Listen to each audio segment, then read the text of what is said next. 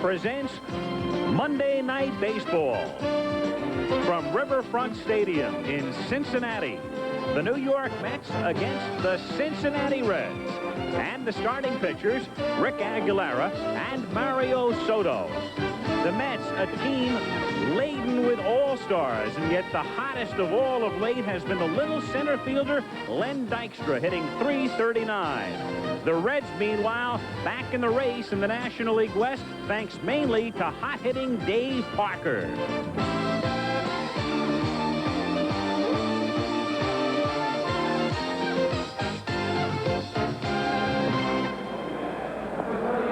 And it's a pleasant, warm evening. Temperature in the 80s in Cincinnati. Riverfront Stadium opened in 1970. A lot of postseason baseball has been played here. The great teams of the 70s, the Big Red Machine. And the folks here hopeful that history will repeat in 1986 as the Reds are in the thick of things in the West. Hello again, everyone. I'm Al Michaels, and the Cincinnati Reds, who started the season 6-19, still have not gotten to the 500 mark. They are 2 games under at 43 and 45. But they are beneficiaries under Pete Rose, their player-manager, of playing in the Western Division, where they are only 5 games behind Houston and San Francisco. Were they in the East, they would be 17 games behind the New York Mets, who have run away with things. They lead Montreal by 11.5, and they have buried the rest of the division in what has been a pretty smooth ride to the top all season long. However, a little bit of turbulence over the weekend for the Mets in Houston. On Friday night, they were shut out for the first time this season. Bob Knepper turning the trick. On Saturday, they lost a game in the 9th inning on a Craig Reynolds home run after they had come back to tie with 4 in the 9th. Yesterday, they went 5 hours, 29 minutes, and 15 innings in a futile attempt against the Houston Astros to win a ball game, and so they have dropped 3 in a row. But most importantly over the weekend, what happened, as many of you know, is that 3 members of their starting rotation, Rick Aguilera, who will pitch tonight, Bob Ojeda and Ron Darling, who will pitch in the rest of this series, and the platooning second baseman Tim Tuffle, were involved in an altercation at a Houston bar, spent 11 hours in jail early Saturday, bailed out on Saturday, and the 4 have been charged with 2 separate offenses. So that is what took place over the weekend in Houston, and here is Dave Johnson's summation of it. Well, the only thing, I'm just shocked at this, the severity of the charges, knowing the individuals. I just can't hardly believe that they would have, attacked a police officer, and the charges are so severe, they're going to have to fight them. And, I just hope it doesn't disrupt the team during the season. Hope they can do it on an off day, or hope they can do it at the end of the year.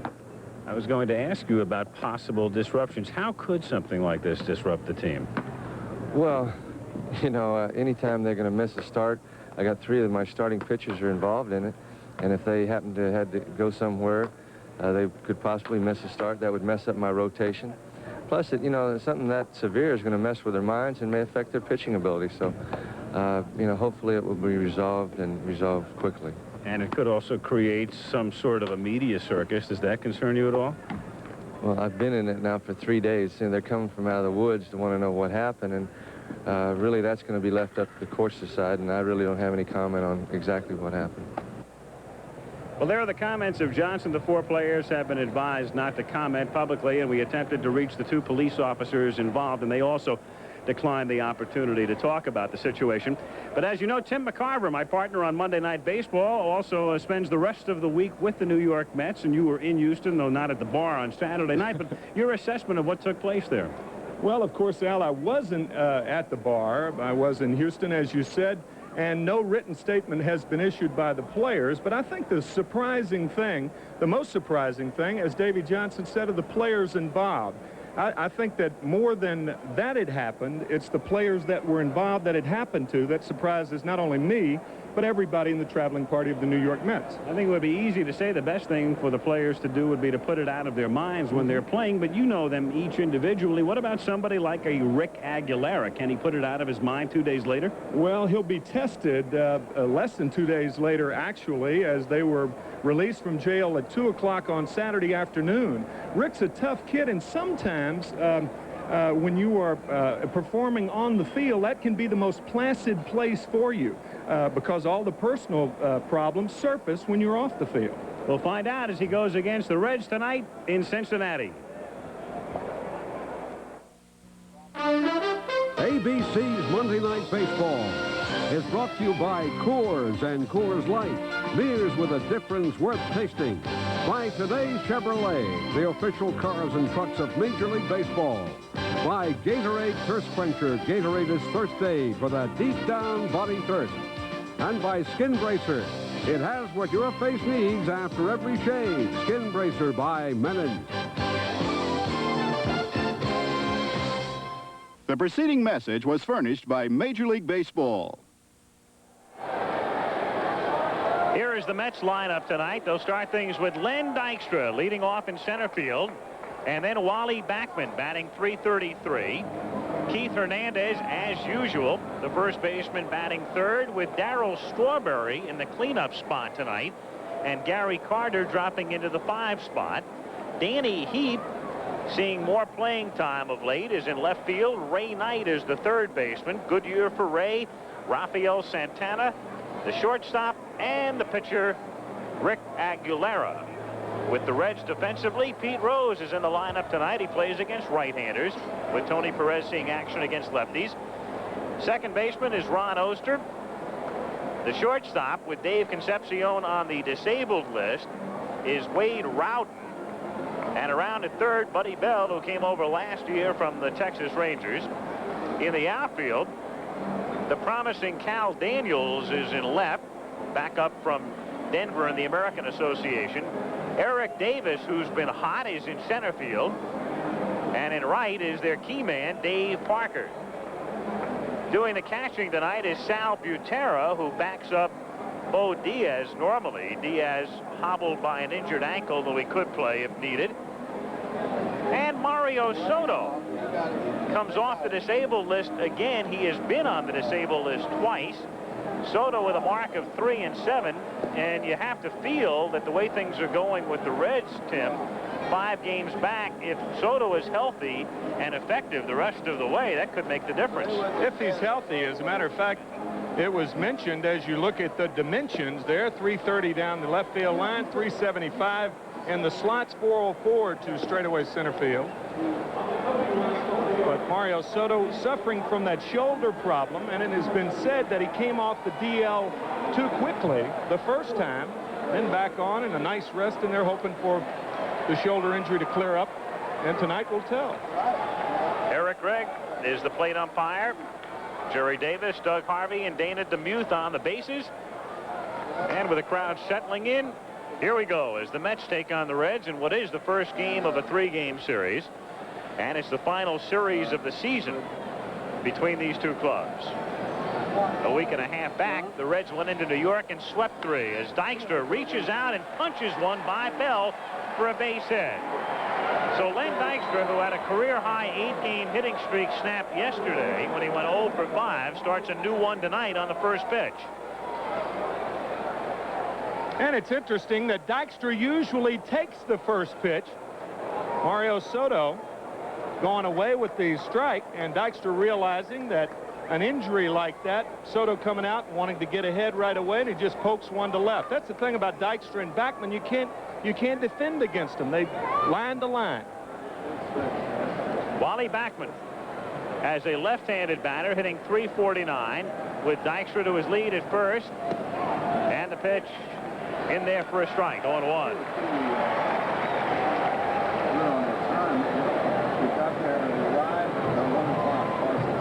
Mario Soto, the ace of the staff through some lean recent years.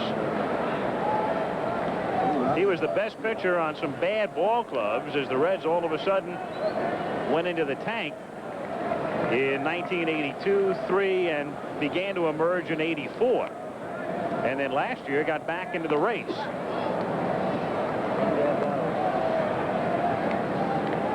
Of course, the Reds did win a division when Soto was with them back in 1979. John McNamara was the manager that year. Mario Soto just coming into his own then. Backman pushing a bunt toward third. Tough play for Bell, who gets him at first base. And Dykstra moves down to second. So Backman gets credit for a sacrifice as Dykstra advances, and with one down, Hernandez is the batter. Well, 2 things about Buddy Bell. Number 1, you have to be playing shallow, and you have to be anticipating a bunt. on every play. Look how he circles toward the line to be in a good position to make the play. You can't come straight on with a bunt like that. You kind of have to circle around to the right and be in a good position. That's one of the reasons he's won 6 Gold Gloves. Now Keith Hernandez.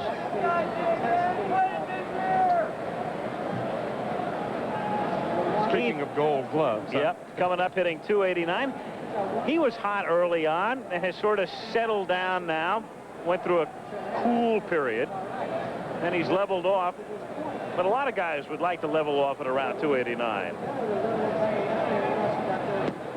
1-0. He likes to play every day, and you've talked in the past about how intensely he does play. What about the possibility of resting Hernandez from time to time through the balance of the year, Tim? Again, I don't know. Is it in the newer units? As Soto throws a fastball high. I think you hit it on the head when you said, when you were announcing the lineups, Keith Hernandez, as always. Usually in the middle part of the year, because he does play so intently, Hernandez does have a slow bat. He starts fouling a lot of balls off to the left, and he did have 3 hits in Houston yesterday. But a couple of days off doesn't hurt anybody. That's grounded down to Oster, and with Dykstra going to third, Hernandez grounds out for the second out. 2 away with Dykstra at third, and it brings up Darryl Strawberry. Strawberry, the top vote getter among the All-Stars, and the best show he put on in Houston was Monday during the workout. We mentioned last week during the game itself that Strawberry hit one of the speakers that suspend from the roof at the Astrodome.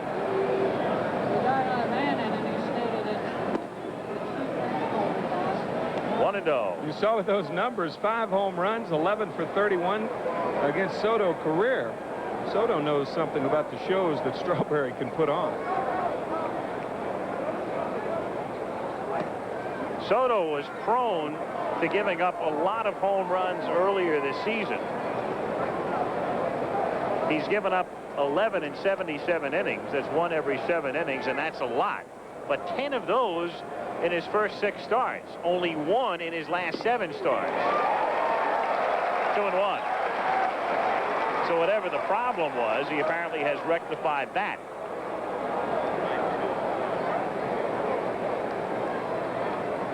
Dykstra at third with 2 down.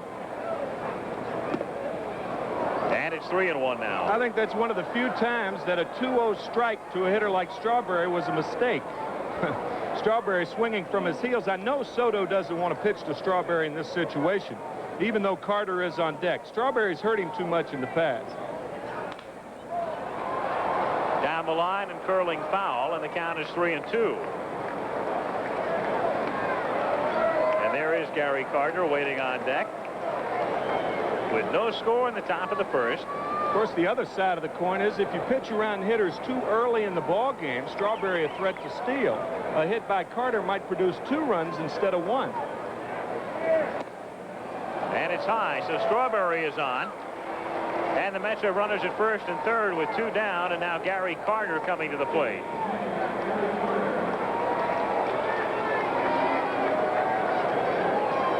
Carter with 68 RBIs, and that's second in the league, trailing only Mike Schmidt.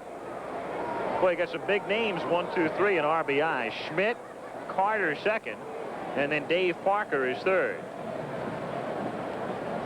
And that figures the big names should be amongst the leaders in runs batted in. However, in the American League. Right. Canseco, Joyner, and company. Yep, 1-2. 2 rookies. Canseco was 78 and Joyner was 73. 1-0 the count on Carter. Dykstra at third and Strawberry at first with 2 down. You're in a running situation right now with Darryl Strawberry. Has 20 stolen bases. Some would argue with 2 out, you'd be less inclined to run with Dykstra at third base, because if you're thrown out, then that will stop what could be a big inning. But if you've got good speed like that, you've got to be more sure in this situation. If you get a good jump, though, go. That's where baseball has changed for the better. I think it's a more wide-open contest, especially in the National League. Well, one other reason he might think about not going, though, here would be is if you steal second, you leave first base open, and you might take the bat out of Carter's hands. Now you got Danny Heap on deck, and Danny Heap's batting .375 lifetime against Soto. And he's a left-handed batter.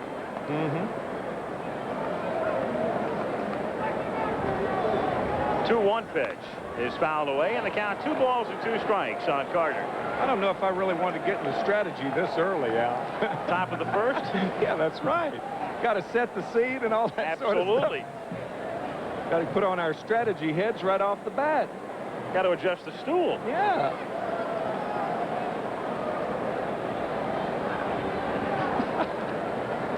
What's the saying? We barely pulled up a chair.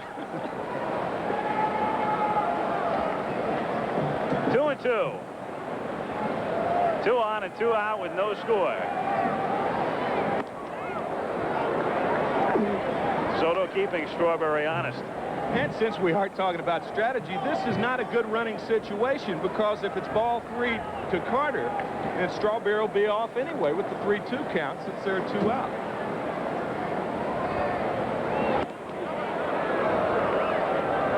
Darrow at 20 steals this season, leading the Mets in that department. All he has to do is fall back to the base. He's 6'6".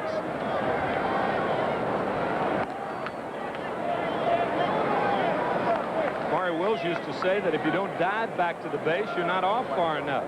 However, Luke Rock, who holds the all-time stolen base record, never went back head first. Carter hits the 2-2 pitch in the air to center field, and it's Davis making the catch to retire the side. No runs ahead, and the Mets leave 2. It's the Mets nothing, and the Reds coming up. Here's the lineup for Cincinnati tonight. It's Cal Daniels leading things off in left field, and then Pete Rose, the 45-year-old first baseman, with Dave Parker batting third. Eric Davis, an emerging young talent in center field. Cincinnati and Buddy Bell. At third base, Wade Rowden, the rookie, gets the start at shortstop. Sal Butera batting 7th. Switch hitting Ron Oster in the 8th spot at second base, and there's the pitcher Mario Soto. And the Mets defensively, the outfield of Heap, Dykstra, and Strawberry. Knight, Santana, Backman, and Hernandez in the infield, with Carter behind the plate, and on the mound, Rick Aguilera, who would be the number 5 starter, and he's sort of the odd man out in a rotation that has 4 men who have won 9 or more. Cubs this afternoon, 13 hits at Wrigley, beat San Diego 6-1 behind Jamie Moyer over Lamar Hoyt. Last year's All-Star MVP, now 5-5. Bob Ojeda, who will be getting the start here tomorrow, gets to chart the pitchers tonight. Next to him is Dwight Gooden and Mookie Wilson, and as you get down the bench, Tim Tuffle, who had an eventful week, to say the least, became a father in midweek and joined the team in Houston, and then the incident on Saturday, and spent 11 hours in jail, but he was in the ball game yesterday, despite apparently being, in the words of the Mets and Tuffle, roughed up in the altercation. Rick Aguilera also in that. We went over with our pregame remarks, and we'll see how Rick Aguilera handles the pressures not only of a big league ball game and ball club in the Reds, but the pressures of what has happened over the weekend. Aguilera 2-3 with a 5.40 ERA. Like Mario Soto, the home run ball has been his nemesis. He gave up 8 home runs in his first 15 1/3 innings pitched this year. Broke spring training actually as the Mets' 4th starter. And Bobby Ojeda, of course, has moved into that role now. And there is Ron Darling, who will get the start here on Wednesday, as the Reds miss Fernandez and Gooden.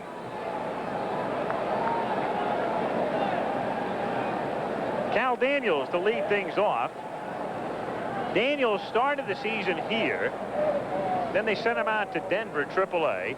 and brought him up recently, and he drives one to the gap in left center field and off the fence on a hop. Daniels, who can run, pulls into second and stops for the double.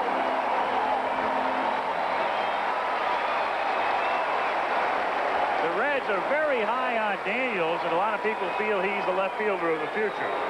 And they well should be, because of this type of power the other way. Few left-handers possess it. A lot of left-handers can pull for power, but few can hit it this far the other way. Darryl Strawberry, one that comes to mind. But the Reds, in their first-round draft choices, they have 5 on the roster and could have 6, actually, with Tracy Jones on the disabled list.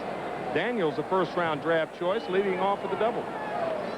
Now Pete Rose at the plate, and Pete tries to bunt Daniels along and fouls it away. The majority owner of the Reds, Marge Schott, minus Shotzi at least for the moment, looking on from her front row seat. She was able to withstand what appeared to be a palace revolt in the making earlier on with the limited partners this season. It was a rough start on and off the field for this franchise this year. 1-1. But on the field, as we mentioned at the top, they've begun to turn things around, even though they're 43 and 45, only 5 games back.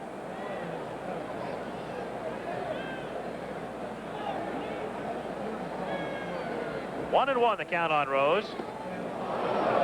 Good breaking pitch, and the count 1-2. Here's where the manager doesn't have to remind the player to try to advance the runner. That's another reason why Daniels will not be stealing in this situation. Left-handed hitter up, and you can get to third base with a guy who makes contact. 2-2. That graphic illustrating Rose has been far more proficient with men on base this year than with the bases empty. Also an oddity in the sense that Pete, who plays normally against right-handers, is hitting only .207 this way, and yet hitting .250 right-handed. And he does exactly what you're supposed to do when you want to advance the runner. Hit a ground ball to the right side, and there's Daniels at third.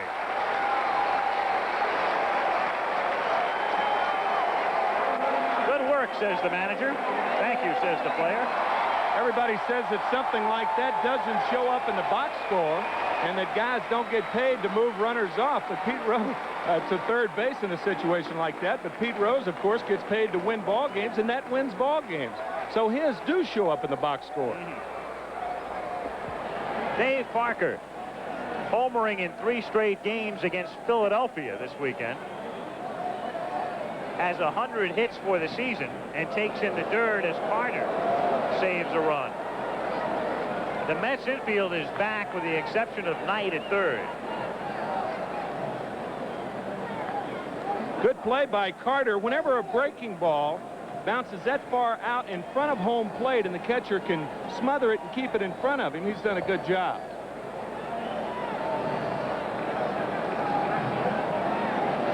Breaking ball, another breaking ball. Just missing. Some pitchers will shake a catcher off. Rick Aguilera, as a number of Met pitchers do, they stare the catcher off. They just keep looking in and don't start their windup or stretch movement until he changes signs. And another run saved by Carter, who bluffs a throw, sending Daniels scrambling back to the bag. 3-0. This is an outstanding play. Those 58-foot breaking balls, they eat catchers alive. And the reason they do is you can't take your standard getting down on both knees. You almost have to squat. It's kind of an in-between, getting down on the shin guards and staying up in the haunches. As you saw, Carter was kind of caught in between. Adds a new wrinkle to smothering the ball behind the plate. And Parker is on. So Dave walks on 4 pitches as Carter at least temporarily saves 2 runs in the process. Another thing that doesn't show up in the box score. And now they go to work on Eric Davis. I referred to him as an emerging young talent. He has remarkable natural ability. Rose loves him. He thinks he can develop into a superstar. Hitting .370 during the month after a .361 June. Great speed. He's stolen 45 bases. And good power. Infield double play depth. Half swing, no swing. 1-0 on the appeal.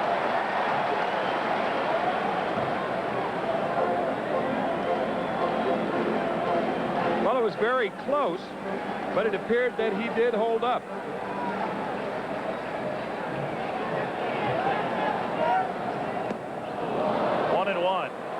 You know how long Pete Rose has been in the game, of course. He said that Davis, just prior to the All-Star break, hit the longest opposite field home run he has ever seen. Wow. In Montreal. Wow.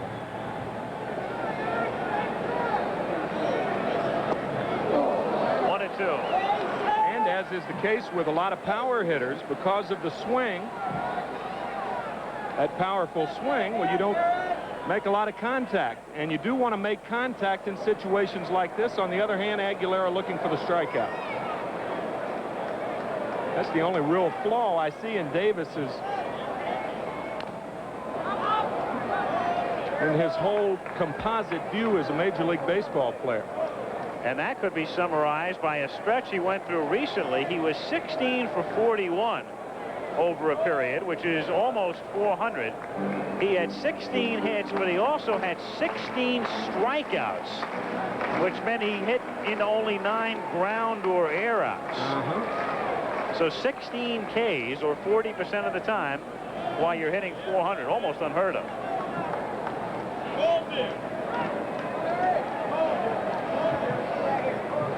1-2 to him, is grounded down to second, where Backman goes to Santana, back to first, double play.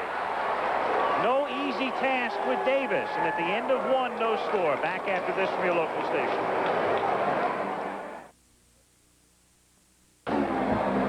Well, you've heard about the gallows humor in baseball. It extends to the upper deck here in Cincinnati, as the Reds fans don't let the Mets forget about Houston on or off the field. Eric Davis. That ball jams Davis a little bit, and he hits it to the right side. And what are the chances of him turning, Wally Backman and Santana turning a double play with Davis running? And they turn it rather handily. Ball was hit rather sharply, but not scorched. Eric Davis has grounded into 5 double plays this year and only 205 at-bats, and that's a rather alarming stat. And very surprising. Somebody with his speed. Yeah, more surprising than alarming, I think. Yep. It's alarming to Rose, though, in a way. Danny Heap takes a strike, and the count is 0-1. Heap, Knight, and Santana in the second inning. Heap of late platooning with George Foster. And shortly we're going to play for you an interview that I did with Johnson before the game, in which he talks about some of the things he may do differently in the second half of the season. 2-1 the count on Heap. And he addresses the issue of how much playing time Foster might or might not see. 3-1 the count. Soto, going back early on in his career, he was unbeatable against the Mets, and then all of a sudden a complete reversal. 0-2 this year, and Heap is on. Second walk given up by Soto. The other walk was really pitching around Strawberry, and here comes Knight.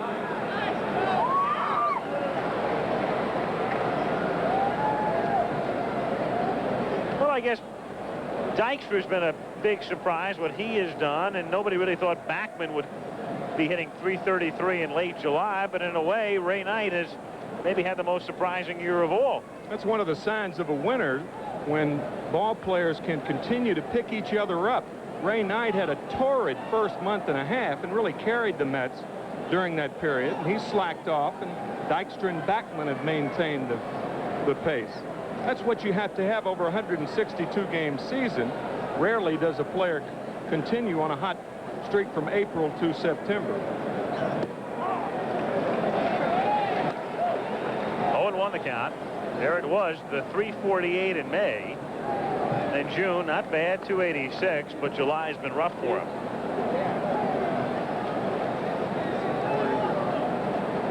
Heath at first. And it's 0-2. But imperative, Al, that Ray Knight started out of the gate in a hurry with good months in May and April and May, because when the Mets broke from spring training, actually there was a platoon situation at third base with Knight hitting against left-handers only, and Howard Johnson, the other third baseman, but Knight just went out and won the job. Had he started off slowly, he wouldn't have been given an opportunity to have a strong second half. 1-2. Heath at first, held on by Rose. Knight's place in Cincinnati baseball lore forever secure. He was the man who took over at third when Pete Rose left here to go to the Phillies in '79. 2-2. And when Pete left Cincinnati, everybody said, well, a couple of years and he'll fade out. How many guys who had their position taken over by the heir apparent go on and play 8 more years? In a way, sometimes you look into the dugout and you feel like you're in a time capsule. When you see Rose and Tony Perez and Dave Concepcion. I feel like H.G. Wells wrote the script. I feel a lot younger, I know that. There is Tony Perez. Second oldest player in the league. He's 44. Rose is 45, and Knight pops it up. Oster. One away. Knight gone, and now Rafael Santana comes to the plate. Fastball on the inside part. Soto has not been doing this, and maybe the arm injury, the shoulder injury, has made him pitch a little bit more. That often happens when a pitcher has some arm problems. He comes back with a new little wrinkle in his delivery, and we've seen him try to turn the ball over, ride the ball in on right-handers, and that's what he just did tonight. Santana hitting a measly 168 and a pitch out, and the count 1-0. We were talking about the Reds and the experience they have and the aging veterans. As you look at the composition of this team, Tim, it's a most interesting aggregation, all things considered. 2-0 the count. Well, you have the Reds really don't have anybody in their prime. They have a lot of players like Perez and Rose, the 2 oldest players in the National League. They also have the youngest player in the National League, and Kurt Stillwell. Matter of fact, Dwight Gooden on the Mets bench, the second youngest. But then they have 6 first-round draft choices. They have a lot of young players and a lot of old players, not a lot in between. 2-1 the count on Santana. How many pennant contenders do have that composition? Here's Foster with Wilson and Gooden. I hadn't thought of it, but it's the perfect way to describe it. The Reds do not have a player, really, or a key player anyway, in his prime. Some could say that Dave Parker's still in his prime, but he is at the latter part of his prime. He's 34 years old. Dave's just got a longer prime than most people. Most valuable player in 1978. Led the league in 77 and 78 in batting. And there were those who thought that Parker was finished. Yeah, when he came to Cincinnati and signed as a free agent. But it's revitalized him, and last year he had an MVP-type season. And he thought he could have won it, but he couldn't beat out Willie McGee in the voting. Half swing foul. Still 2-2. Santana up here in a position he'd like to be able to advance Heath, because you don't have an automatic out on deck in Aguilera, one of the best hitting pitchers in the league. Heath at first, and the 2-2 pitch to Santana is fouled away again. With 2 strikes, Santana hits a lot of balls to right field. A lot of pitchers try to pitch him away, and for that reason, the right fielder should be shallow. Parker actually about 3 or 4 steps too deep right now. Santana cannot drive the ball. There you see Dave in right field. Cannot drive the ball the other way. And he goes to the right side. Nice stop by Oster, who does a 360, and they get the out at second base.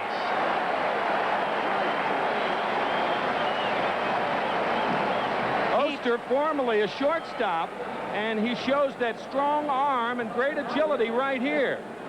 The ball hugs the ground, making it tougher for Oster to make the pivot, and he did indeed do that 360. Question was Rowden, Wade Rowden, the shortstop, on the base or not? It didn't appear that he was. In the neighborhood is good enough and has been for about 40 years. But you got to look good in the neighborhood when you do it. Absolutely. He took the foot and kind of dragged it through second base. Stop and drag. That's not good style, not good form. Of course, he's not normally a shortstop. Here it is one more time. Now watch. The foot's to the left of the bag. Now he stretches like a first baseman would. The ball's in the glove. His foot's on the bag. I was wrong. He was on the bag. 1-1 on Aguilera. It was a good play in the way Rowden went about it, because a shortstop and a second baseman sometimes put themselves in positions to be first baseman. You just stretch because you know there's no chance of a return throw to first. 1-2 now. Aguilera, 2 homers this season. Cubs beat San Diego 6-1, and the Philly-Atlanta game is being delayed now. No score in the third. Montreal-Houston underway.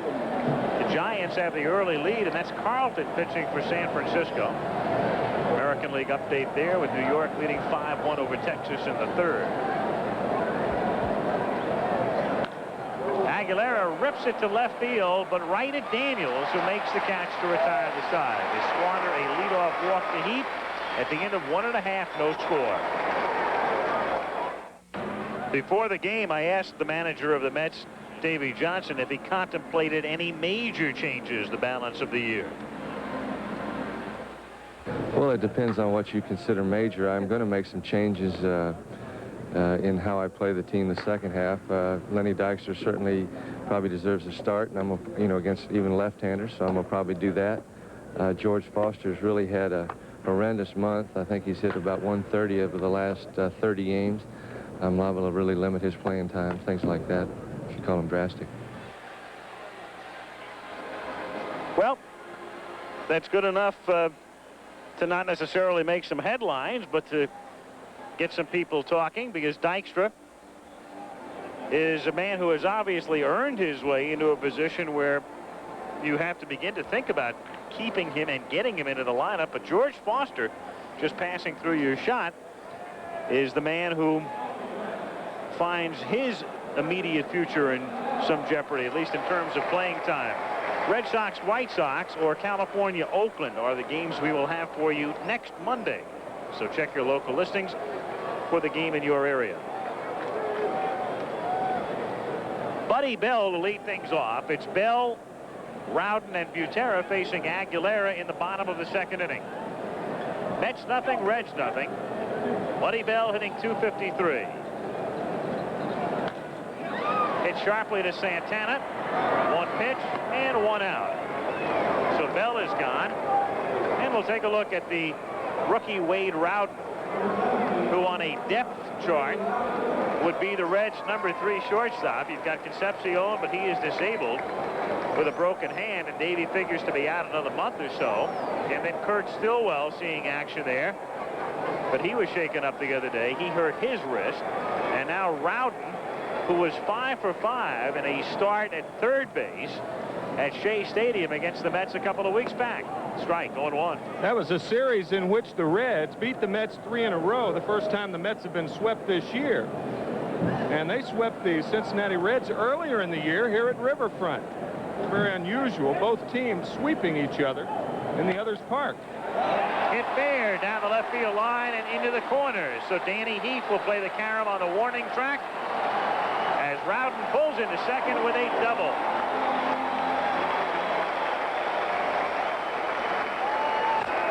Mets can't figure out how to get him out.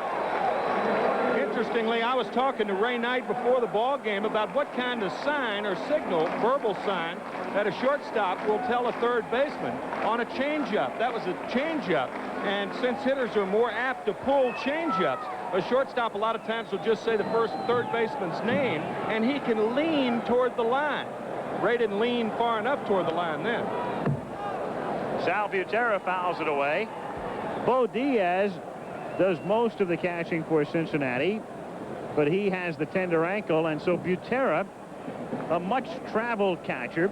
Butera is one of those guys who just hangs in there. He's in his 15th season of professional baseball. He started back in Sarasota in 1972, worked his way up through the minors, and finally got a chance in the big leagues in 1980 with the Twins, then briefly with Detroit in 83, back up and down, brief stints with Montreal in 84 and 85, and then the Reds got him in the deal that sent Bill Gullickson here for Jay Tibbs, Andy McGaffigan, John Stupor, and Dan Billardello last December.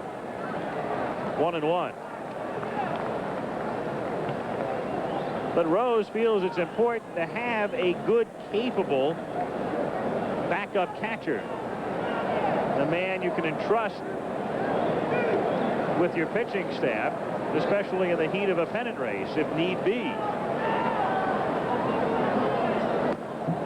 2-1. Certainly a Met concern to start the season. The Mets started the season with Barry Lyons as the backup catcher. Ed Hearn is presently the backup catcher. But that position is so very difficult, it's grueling physically and mentally, that you almost have to have a #1 catcher to back up. And for years when Rose was here, I mean, the Reds had no problem with their #1 catcher. You had a guy named Johnny Bench. You didn't have to think about anything else, but their backup catchers were two good ones, as Butera chases it.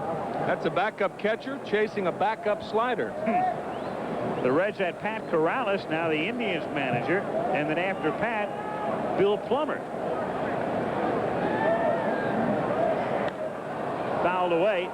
Neither really was the type who could be the #1 catcher with a lot of clubs, a lot of good clubs, but they filled that #2 role so capably and so well through their years here backing up Bench.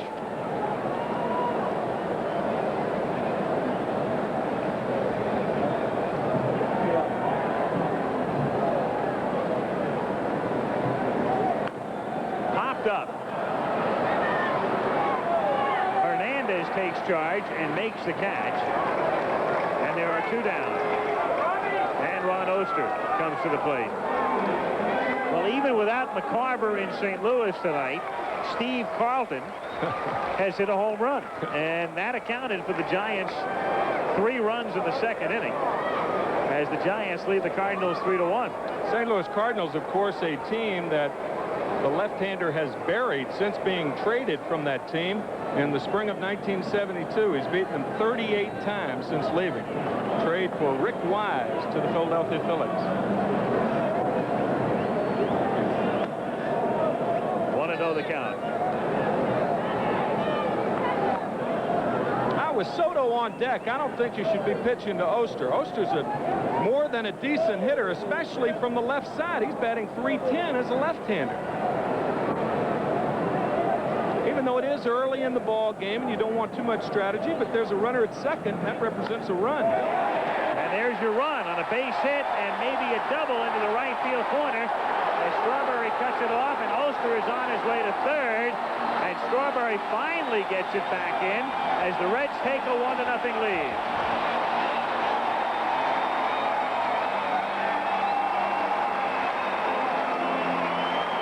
Well, I guess it's a matter of philosophy. The breaking ball hit by Oster into the corner and gets by Strawberry. That's incidental compared to the fact that a run has scored. But Davy Johnson's philosophy is one that he does not like to walk batters. As a matter of fact, the Mets have walked intentionally only 15 this year. That's a low in the National League. Meanwhile, Soto with 2 out tries to bunt for a base hit, and the count 0-1. 15 intentional walks, as Tim mentioned. And just to put that in perspective, because that number may not mean much to you, Philadelphia has issued the next least intentional walks, 31, over twice as many. And the Reds have issued 49. And what it does is, as Tim says, it points out the Johnson philosophy.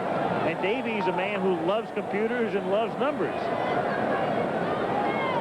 You can understand it more because it's in the early innings, but as we said, that runner at second base representing a run, and he did score.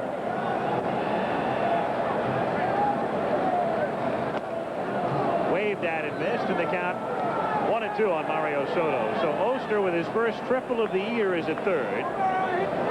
Reds ahead 1-0 with 2 down.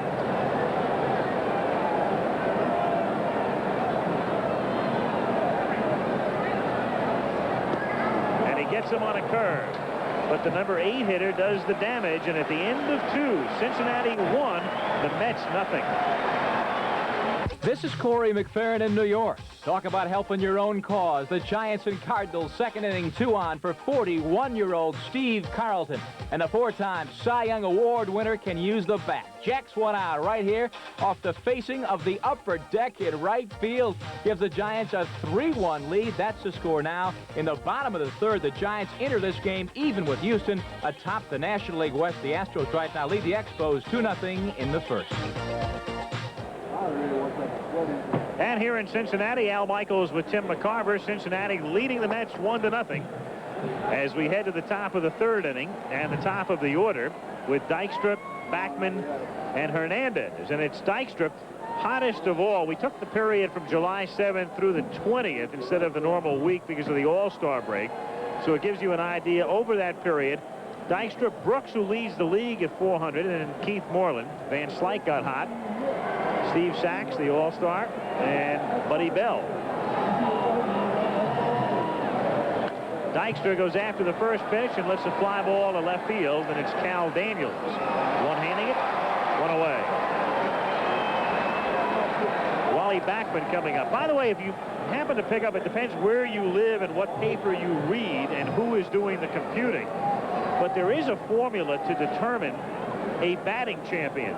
And what it amounts to is you have to appear an average of 3.1 times per game, or plate appearances per game over the course of the year. And that's how they have come up with the number 502 plate appearances as Backman stands in. And the reason we bring it up now is because of Dykstra. Dykstra is on a pace right now in which he would fall just short of that. But some newspapers have him listed as the leader in front of Brooks. He came in today 2 points in front of Ube, even though Ube is on the pace right now that would qualify him for the title. And Dykstra is not. 1-1 the count. But that's why sometimes you'll see disparity. If you'll pick up two newspapers, Dykstra might be leading in one and Brooks in the other on the same day. This ball very close to Wally Backman, who's batting .333, by the way, but Backman also does not have enough plate appearances. And that's normally the fate of somebody who is platoon. 2-1, though, with Davy Johnson talking about getting Dykstra into the lineup more often, chances are he will have enough plate appearances to qualify because he is just short right now. That was not always the case either back in 1954, if you remember. As Backman bounces one to second, and Oster takes care of his opposite number. 2 down. Bobby Avila of the Cleveland Indians led the American League in hitting with a .341 average, and Ted Williams hit .345. But because Williams had walked an incredible 136 times, that gave him only 386 official at-bats. And you had to, in those days, you had to have 400 official at-bats. So if that were based, if the 54 season were based on the 502 plate appearances of today, then Williams would have won another batting title. Hernandez fouls it away, and the count is 0-1. In any event, a great race, though, for the National League batting title, at least at this juncture in the season, with Dykstra and Brooks up there at .337. And Chris Brown started the day at 336. Tony Gwynn starts the day at 335. Tim Raines at 334. So there's a handful in the 330s at the beginning of play today.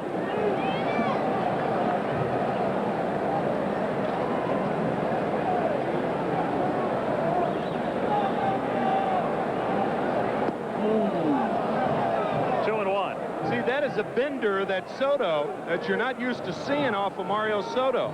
His breaking ball prior to arm problems was a slider. And now, because he has to push that elbow out, he's getting a little more downward movement on the breaking ball. It looks like a curveball now.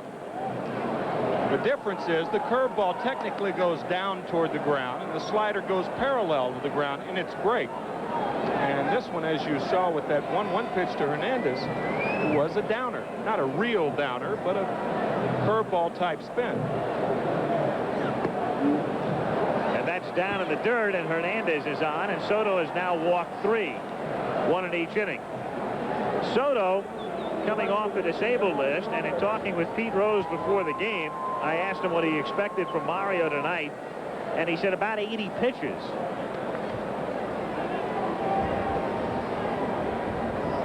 Strawberry is at the plate here. Strawberry walked in the first inning. Mets with 1 hit. Len Dykstra's first pitch single, and that's off Rose's glove and down into the corner as Hernandez heads toward third. Parker comes up with the ball, gets it into Oster, and they hold Keith on a double by Strawberry. Right off the glove of the Reds' first baseman, and runners at second and third. All of the great power hitters have the curl. You see the curling with the bat over the helmet. He's got a long way to take the bat, and then tremendous extension. Oh, that makes a great picture, doesn't it? Tremendous extension. And Pete Rose certainly knows that, holding Hernandez on at first base. But had he not been holding Hernandez on, this ball's a double without Pete laying a glove on it. Now Carter with runners at second and third and 2 down. Carter flying to center in the first inning. Reds ahead 1-0 in the third. Up high, ball 1.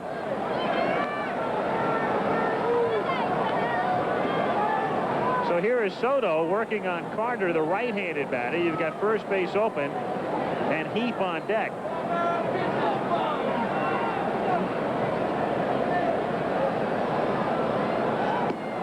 So there is some leeway, and he's behind now 2-0.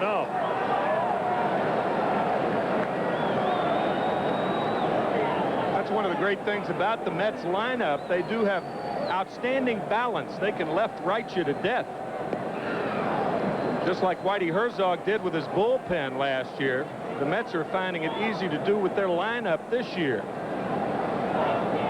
Interesting to note that Johnson has left-righted them in the middle of the lineup tonight. Instead of going Hernandez, Carter, and Strawberry, he puts Hernandez and Strawberry together with Carter to follow. Carter normally sandwiched between Hernandez and Strawberry in that 4 hole.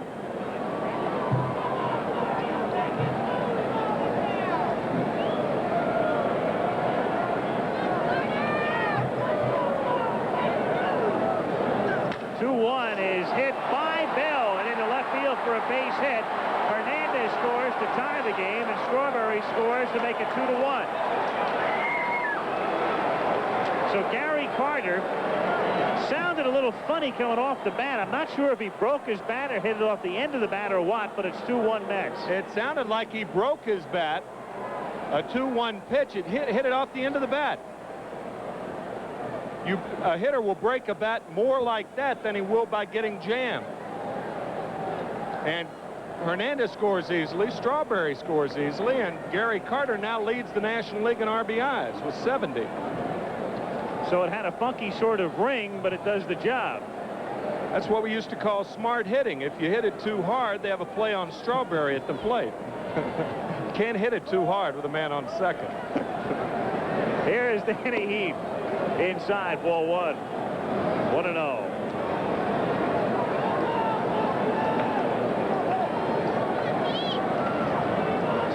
3 hits for the Mets, 1 run, 3 hits for the Reds.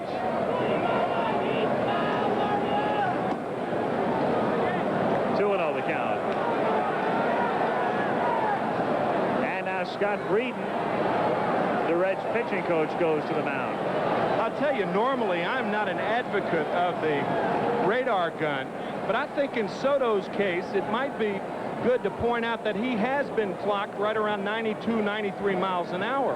And I think Scott Breeden, the pitching coach of the Reds, his interest would be, is the arm sound? If it's sound, then it's important to use a gun on a pitcher to find out if he's sound or not. Not to get hitters out, but just can he throw the ball as hard as he used to? And he appears to be able to throwing it in the early 90s.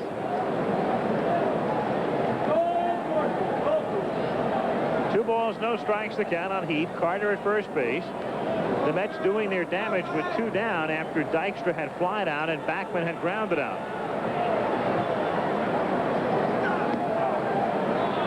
Two and one.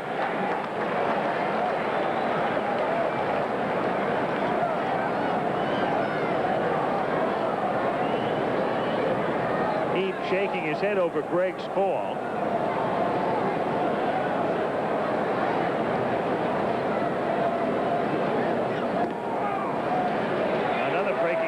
Strike, and the count 2-2.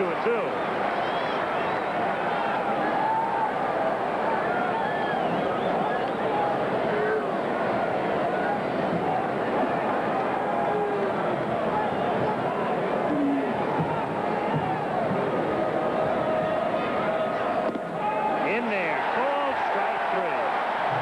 But Carter's 2-out single nets a pair. 2-1 Mets after 2.5.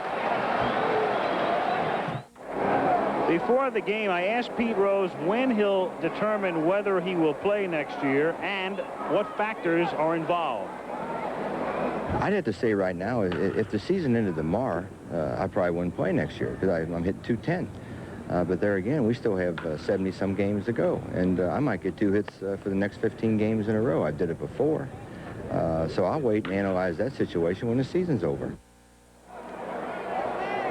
So Pete Rose, news of a sort in the sense that he admits there that he would quit right now if the season were to end, but it's quintessential Rose when the answer continues and he qualifies it by saying I'm liable to get 2 hits in the next 15 games, and he's liable to.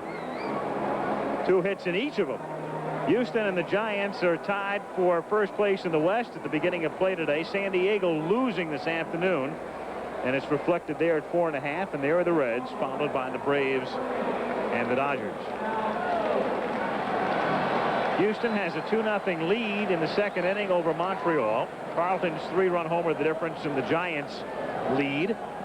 Cubs win. Phillies and Braves are back underway after a rain delay. Boston, Oakland later. Yankees lead in the 4th, 5-1 over Texas. And Milwaukee leads California 5-0 in the 4th inning. Angels struggling since the All-Star break, dropping 3 out of 4 to Toronto. Cleveland leads the White Sox in the 5th. Kansas City and Baltimore 1-1 in the 6th.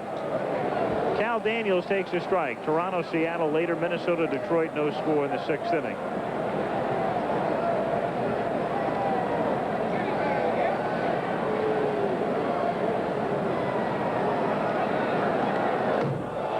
Daniels skipping rope. And it's 1-1. Little shuffle right here. The Daniels shuffle. And Gary Carter is arguing with Eric Gregg, who says that ball hit Daniels. And they are awarding Daniels first base, and as you can see on the replay, the ball never touched him. So Dave Johnson, along with Carter, go at it with Eric Gregg. Eric checking the ball, and the ball was thrown right around the knees. Usually an umpire will check the ball after there's a problem with a player being hit around the feet area to check for polish. In the Reds case, it'd be red polish. In the Mets case, it'd be blue polish. But when it hits you in the knee, you can't check for white polish. A lot of times you can tell by what the hitter does. And Daniels got back in there and was ready to hit. Absolutely. So that was really a free pass. And that had to be what Johnson was saying. Daniels got up and was ready to get back in. But Greg, as you saw in the freeze frame at the end of the replay, was already saying first base is yours. So Rose now at the plate.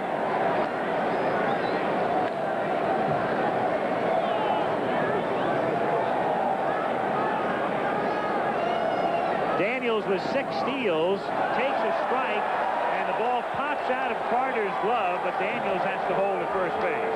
The one thing that Gary Carter has been doing better is getting out of the chute and making some of his throws to second in front of home plate.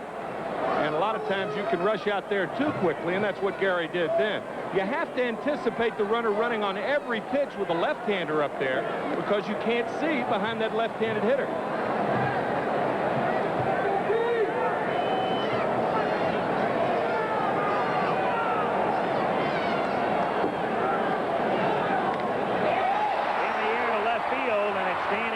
Moving toward the gap to make the play. So Daniels has to move back to first as Rose becomes out number 1 here in the bottom of the 3rd inning. Whenever you see Pete Rose hit a ball like that in this ballpark, you got to think of base hit number 4,192 off Eric Schau at 8:02 September 11th, 1985. That was about in that same spot, the left center field. A lot of hits.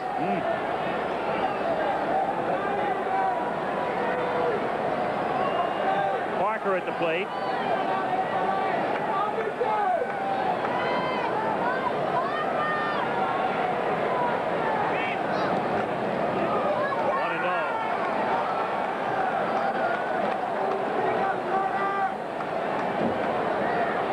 You're right about Rose. There's no way you can go back and record areas in which his hits have taken place, but there's that general area out in left center field that has borne the brunt of a few of them. Parker slices one toward left field, but it's Heat moving over and making the catch at the edge of the track. And Daniels has to retrace his steps once again. So with 2 down, Eric Davis comes up. Cal Daniels with excellent speed. He had a broken ankle at Denver last year. He didn't have a chance to show that speed. Hit 367 his first year, but one thing that I think could increase his speed is not to take off for first base with his hands on his knees. I have never seen a good base runner take a lead at first base with his hands on his knees. Actually, they're on his thighs. Low on the count, 1-0. It's very, very awkward, and you don't really get a full chance to utilize your speed because before you take off, your hands have to leave your thighs or your knees or wherever they are. It's too much movement. Davis reaching for it, and the count is 1-1. And once again, Rick Aguilera, who right now appears to be Davey Johnson's 5th starter. He's been in and out of that role. Bruce Bereni was the number 5 starter for a while. He's been sent down. The Mets with the formidable staff, and early on things going so swimmingly for New York. Davey Johnson saying that the one thing that was worrying him was that number 5 spot in the starting rotation, which is a worry that every manager would love to have. If that's your number 1 worry, that's like saying Miss America looks a little shabby tonight because her nail polish is chipped. I mean, with Ojeda and Gooden and Darling and Fernandez going out there, there's not a lot of sympathy for the Mets play. No. Davis strikes out on a fastball. So Daniels leads off by getting aboard, but is stranded at first, and it's still 2-1 Mets after 3.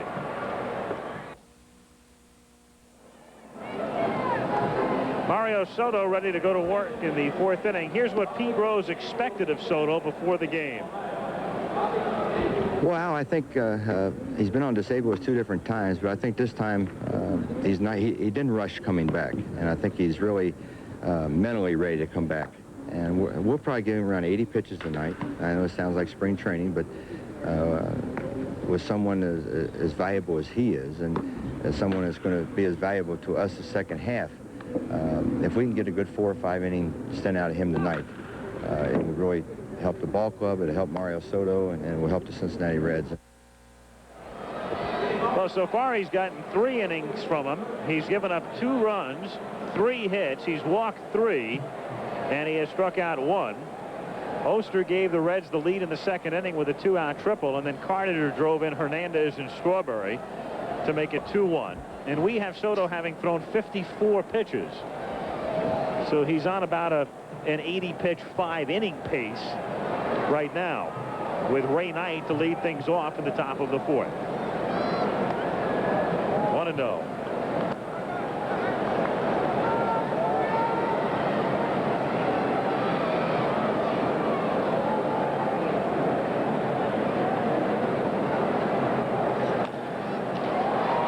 To shallow center field, and it drops in front of Davis, who was playing very deep. So Knight with a single to center. Davis playing Knight well back in center field, and had to leap up to save a possible extra base hit. I think a lot of young outfielders play too deep, and I think the reason for that is that they're trying to establish themselves in the major leagues, and before you establish and become or start playing the game dangerously like Willie Mays used to do, you have to establish yourself as a consistent fielder. That's why I think most young outfielders probably play too deep. Obviously, it's easier to come in on a ball than to go back on a ball. But there are an awful lot of balls that drop in front of outfielders in center and the opposite field. And in my opinion, too many. 0-1 on Santana. And also, I would think in a young outfielder's mind, it doesn't look quite as bad to have a ball drop in front of you as opposed to having one hit over your head. And of course, one over your head is always for extra bases. And if that's the case, though,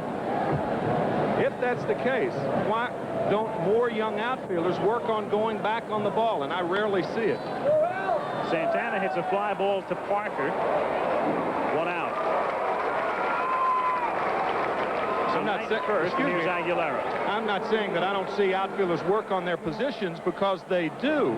But I have rarely seen, in coming out early, and I've come out to ballparks early for the last 27 years, I've rarely seen outfielders working specifically on that problem, going back on a ball. They take their fly balls, but all of the fly balls are routine fly balls.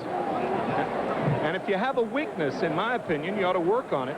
And it seems like baseball has lagged behind in that particular area. Aguilera up there to bunt. 1-0.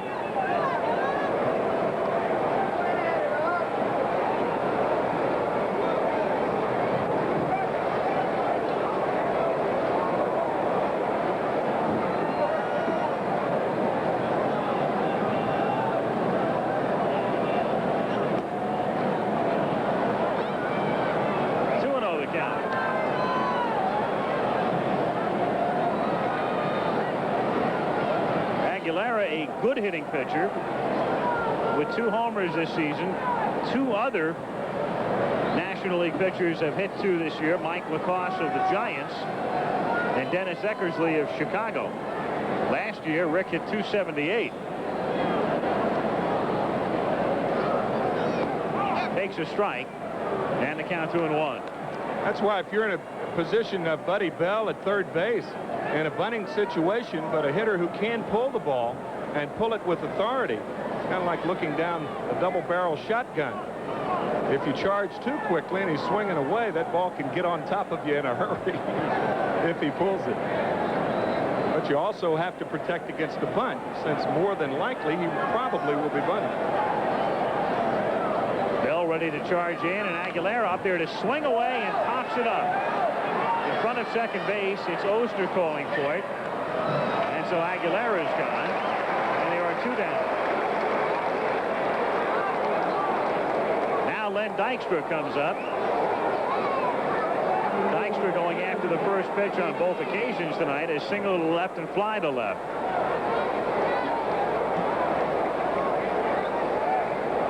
Lenny walks up to the plate a lot of times like Jim Brown used to get out of being tackled by Sam Huff. You remember that? Brown would just kind of take those half steps back to the huddle.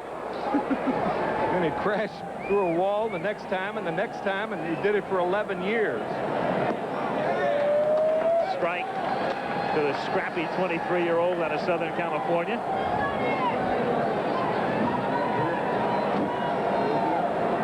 .416 at Shea. How about that? 261 away. 0-2. Branch Rickey used to talk about a quiet bat, but he never mentioned the fingers. Look at the anxiety in Len Dykstra's fingers. Not now, but once that pitch is on the way. Really lets his fingers do the walking and hitting.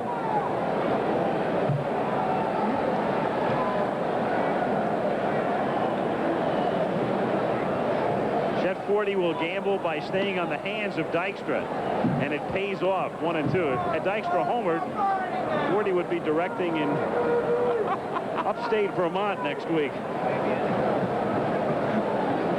1-2 the count. Once again, we'll focus on Dykstra's hands as the pitch is away and the count 2-2. He looks as nervous as a hermit expecting company, doesn't he?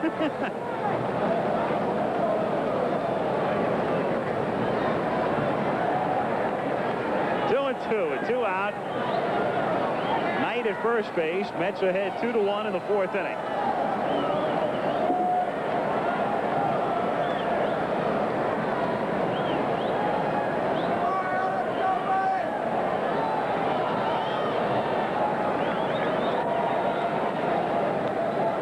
Took something off it, and it's still 2-2. One thing we haven't seen this evening is that straight change of Mario Soto. It was self-taught, and that used to be his best pitch.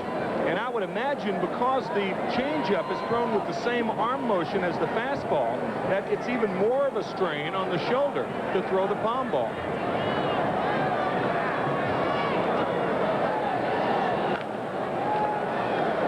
Still 2-2 on Dykstra.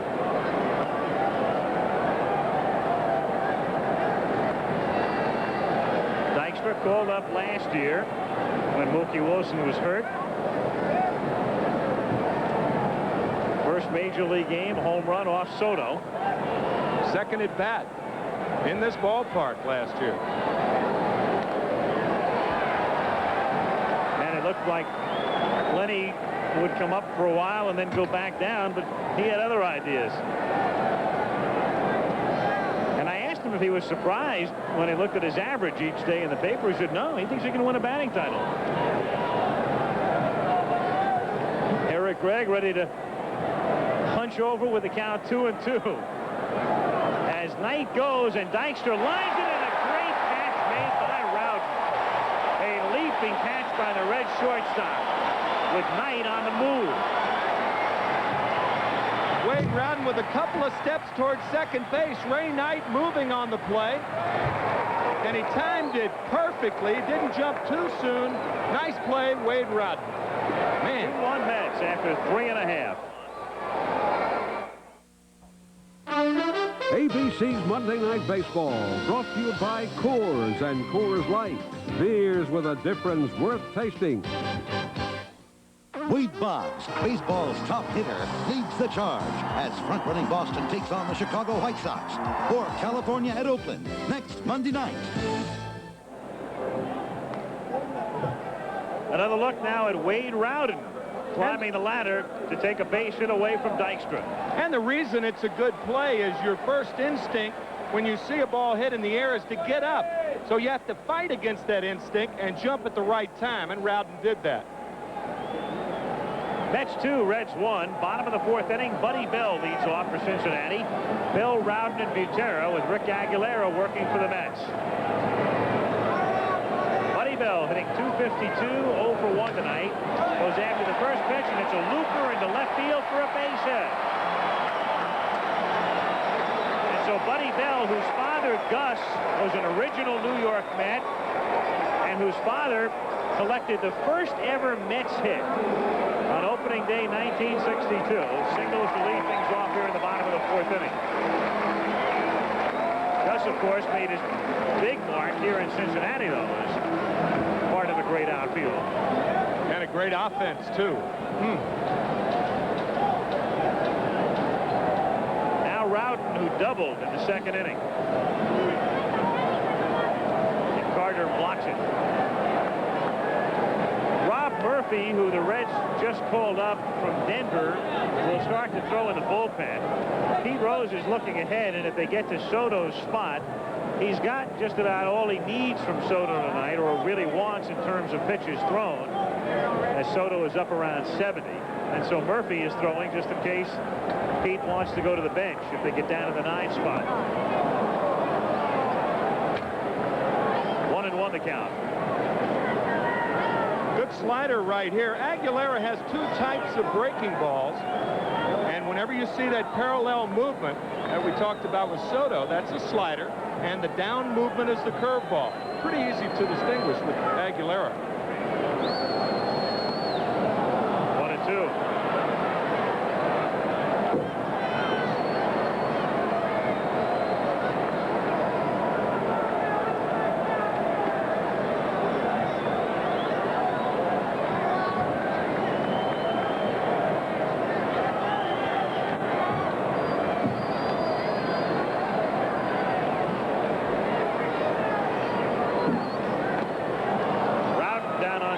And that's number 3 for Aguilera.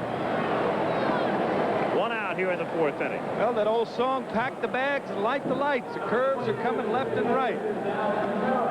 3 straight breaking balls to Wade Rowden after 6 consecutive hits against Met pitching. 5 for 5 the last time in that afternoon game, and a double the first time up tonight. Sal Butera popped out in the 2nd inning.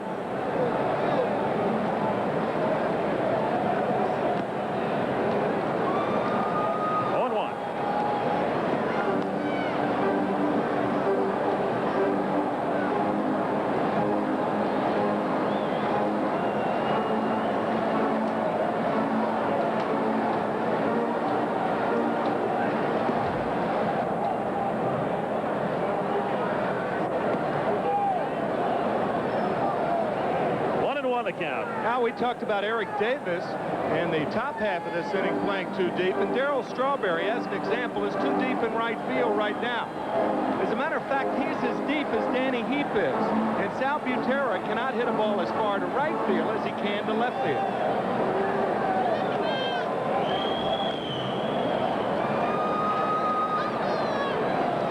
One ball and 2 strikes to count. When a hitter pulls the ball, he gets his body behind it. When he hits it the other way, he hits it with his arms because the arms have to be extended. And because you're hitting it with your arms, you can't hit it as far as you can when you hit it with your body. And that's where Strawberry's playing against a man with 5 career home runs.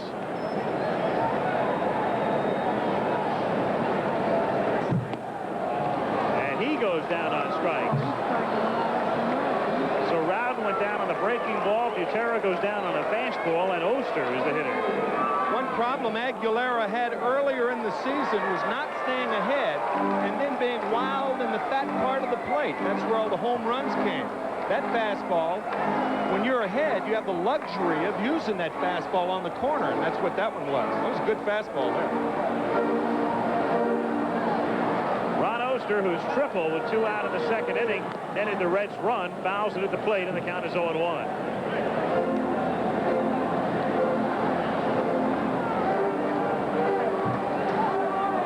He's figured them out, I suppose, this year. It's that constant cat and mouse game that the hitter and the pitcher play, and the hitter has to adjust before the pitcher does, and vice versa. 1-1. The difference being that a catcher and a pitcher can conspire to get the hitter out. The hitter has no one with whom to conspire except his business partner, that bat. That guy knows how to use it. Rows and rows. That's Pete Jr. in the foreground. Pete's 16-year-old son. As Oster fouls it away, and the count is 1-2.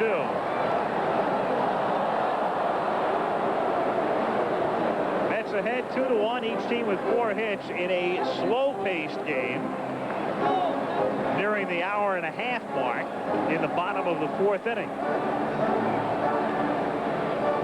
We'd be going into the 4th quarter in the NBA.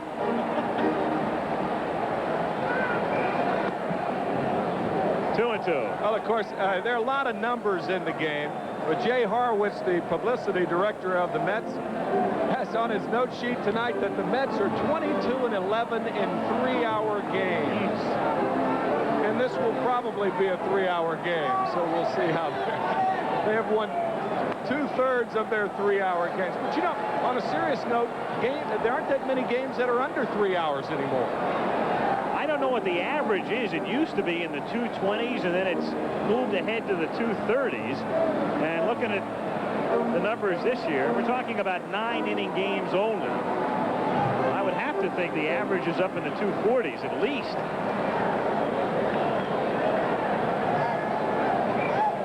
2-2 pitch is whacked foul by Tommy Helms in the first base coaching box, and it's still 2-2.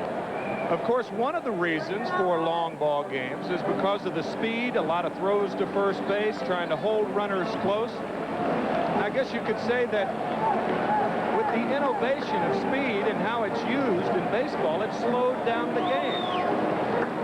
Alan Roth has looked it up. Last year, 235 was the average length of a 9-inning game in the National League. Fouled away. A little bit longer in the American with Carlton Fisk of the White Sox. And the A's, if I'm not mistaken, the A's came either close or actually surpassed that 3-hour mark in their average length of game, either last year or the year before.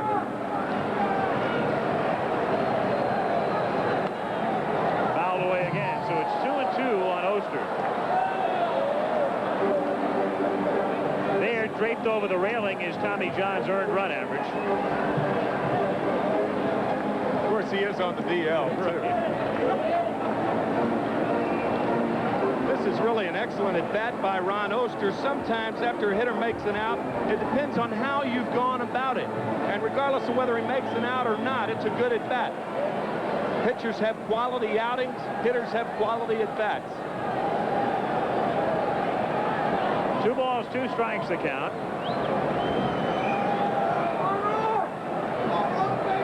Bell at first, and Oster goes down on strikes. As Aguilera strikes out the side, still 2-1 back after this from your local station. In Cincinnati, as we go to the 5th inning, the Mets ahead by a score of 2-1. And Mario Soto warming up for what figures to be his final inning of work, coming off 2 stints on the disabled list. And Pete Rose talking about an approximate 80-pitch limit before the game, and 4 or 5 innings from him, and that's what he'll probably get. Is Soto has given up 2 runs through 4, and Pete will probably be going to his bullpen, and certainly to his bench if he goes to his bullpen, as Soto is due to lead off in the bottom of the 5th inning. Al, a lot is said about San Pedro de Macorís in the Dominican Republic, but little is said about the little farming community from which Mario Soto is. Comes from a little town called Bani, and they didn't have any form of baseball until 1966, when they formed a little league over there. That's only 20 years ago. Amazing.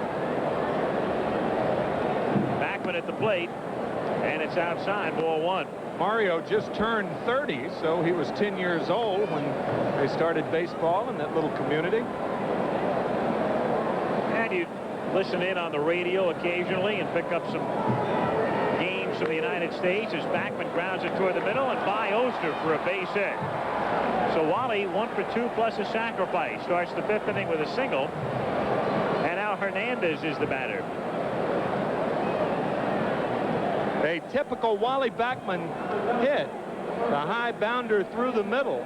His slot is rarely to the right side of the field. He has good power for somebody 5'7.5" and 160 pounds. Good power the other way. Hernandez comes up.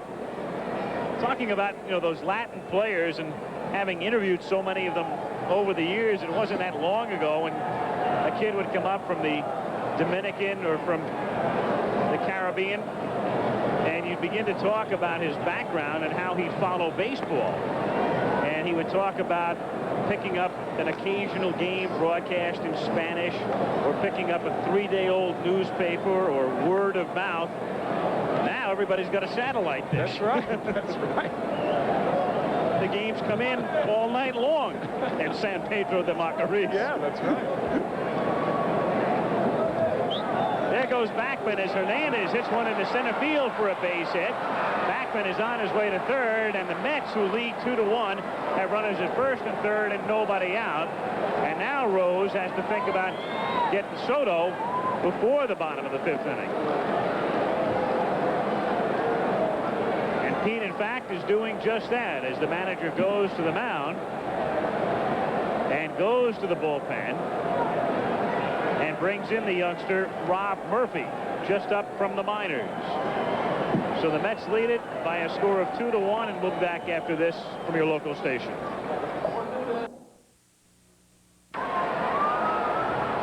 Rob Murphy, a 26-year-old left-hander, born, raised, and lives in Miami, and who attended the University of Florida and played baseball there, was the Reds' #1 draft choice in the secondary phase in 1981, and was called up a few days ago. Goes to work on Darryl Strawberry now and throws a fastball up and in. So Murphy inherits a situation where the Mets have Backman at third and Hernandez at first and nobody out in the 5th inning.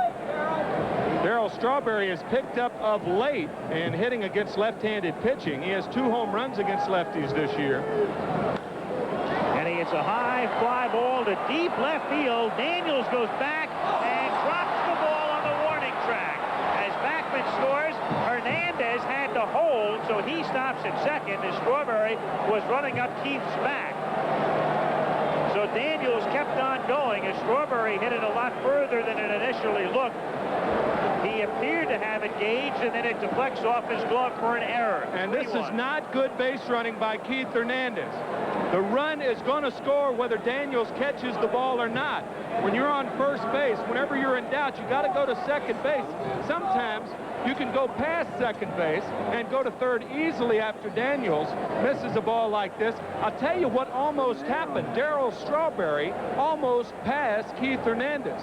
And I can tell you that that is not a lot of fun, because that's what I did back on July 4th, 1976, with the bases loaded. And that is embarrassing.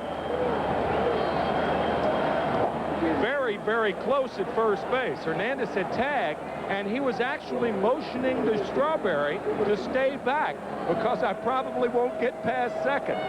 Darryl had the burner on. As Backman comes in to score, it makes it 3-1. Runners at first and second and nobody out. And Carter at the plate. So the Mets have a chance to break it open. Carter takes a strike. By the way, even though it's an error, which would normally be an at-bat, it's an error, but a sacrifice fly is credited to Strawberry and a run batted in. So he gets an RBI and is not charged with a time at bat, despite the error. Outside, and the count 1-1. And that ruling, of course, in the estimation of the official score, and little doubt right there, that would have scored the man from third. Catch or no catch.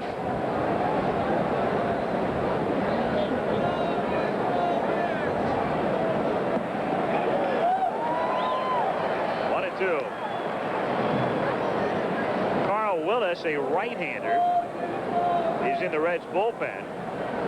And again, the Reds have to go to their bench with, there's Willis, with Murphy due to lead off in the bottom of the 5th inning. Depending upon what happens in the rest of this inning, Rose conceivably could opt to let Murphy hit for himself. We'll see. Doubtful. Chopper to third. Mill to Oster 1. Back to to first, double play.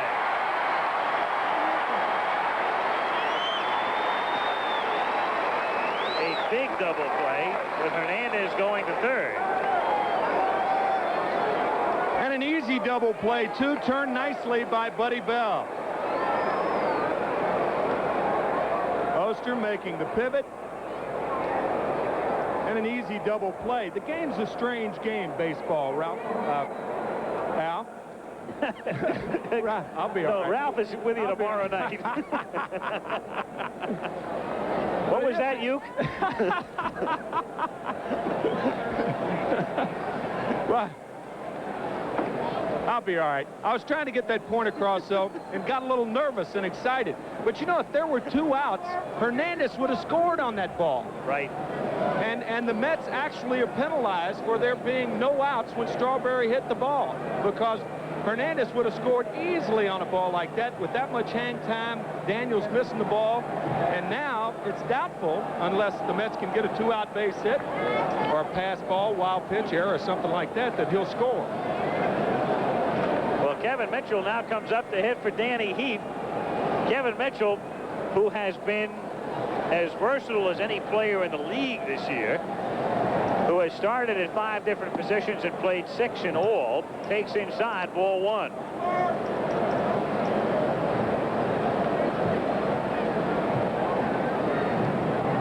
Quite a compliment being called Uke. Quite a compliment being called Ralph. Uh-huh. Be in the Hall of Fame with a few records. That's right. 2-0.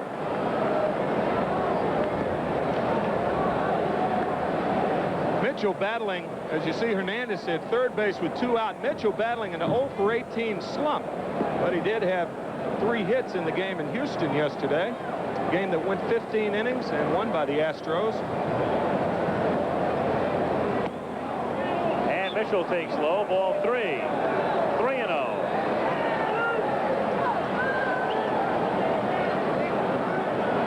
Interesting here, too, in light of what Davey Johnson was saying about Foster maybe not seeing some action, where he might have opted to have Foster hit in this position. Instead, he goes with Mitchell. Instead, with Kevin Mitchell, who has played 5 positions. Actually, he's played 6 this year. He has started at 5. And the Mets have to make a move with George Foster after this year's over. It's the last year of his contract.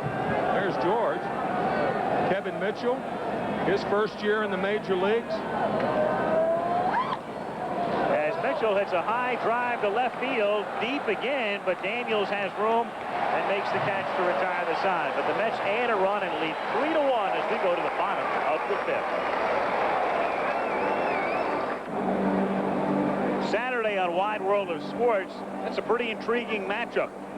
2 heavyweights, Mike Tyson and Marvis Frazier, live, and then a look back at the recent WBA World Featherweight Championship fight between Barry McGuigan and Steve Cruz, resulting in an upset victory for Cruz to wrest the crown from the Irishman. Kevin Mitchell stays in the game. He's in left field. And updating scores for you, Houston leading in the 5th, and the Cardinals have now overtaken the Giants 4-3 in the 7th. Cubs won today. Phils and Braves, no score in the 7th. Boston, Oakland later. Yankees lead 7-4 at the stadium at the end of 6. Milwaukee ahead of California. Cleveland leading the White Sox 5-2 in the 7th. KC and Baltimore 1-1. Underway at the Kingdome shortly, and Minnesota 1, Detroit nothing in the 8th inning.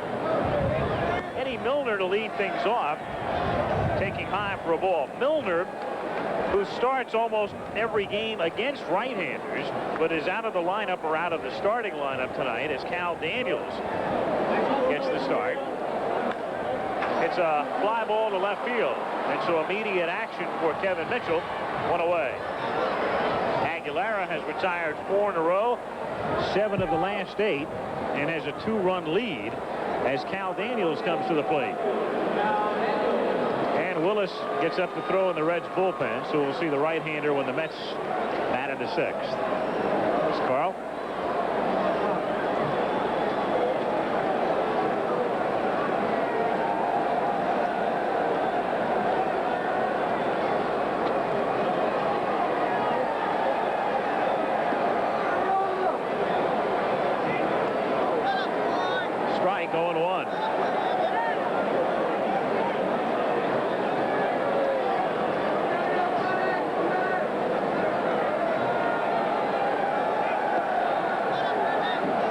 0-2. Daniels was the guy, you might have read about it earlier this season, when he was sent down, they didn't like his work habits, which is almost impossible when you play for Pete Rose. I mean, it's impossible to stay with the team.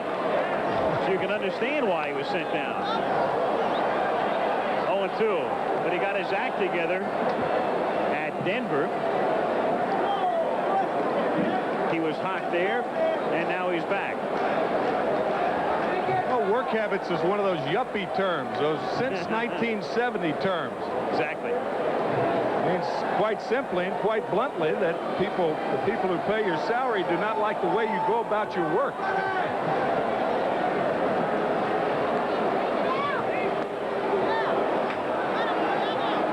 Daniels gone on strikes, and Aguilera now has 6 strikeouts, and he has struck out 5 of the last 8 men he's faced. This ties his season high in strikeouts with 6. The one big thing about Aguilera tonight is he's staying ahead of the hitters. I'll tell you, Al, first pitch is the most important sequence. You can talk about throwing breaking balls behind in the count, wasting pitches, pitching around guys. The first pitch is the key pitch. Strike 1. Pete Rose takes ball 1. You know, maybe bad work habits when you play for Rose means you don't run to first on a walk. Yeah, he might define that yuppie term a little bit differently than most of us. Half swing, and it's 1-1.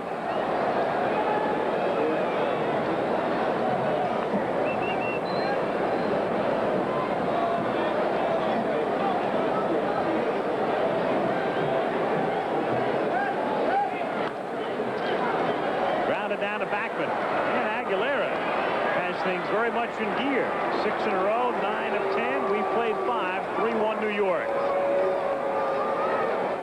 Michaels and McCarver, known in some circles as Kiner and Euchre, back in Cincinnati as we get ready for the 6th inning.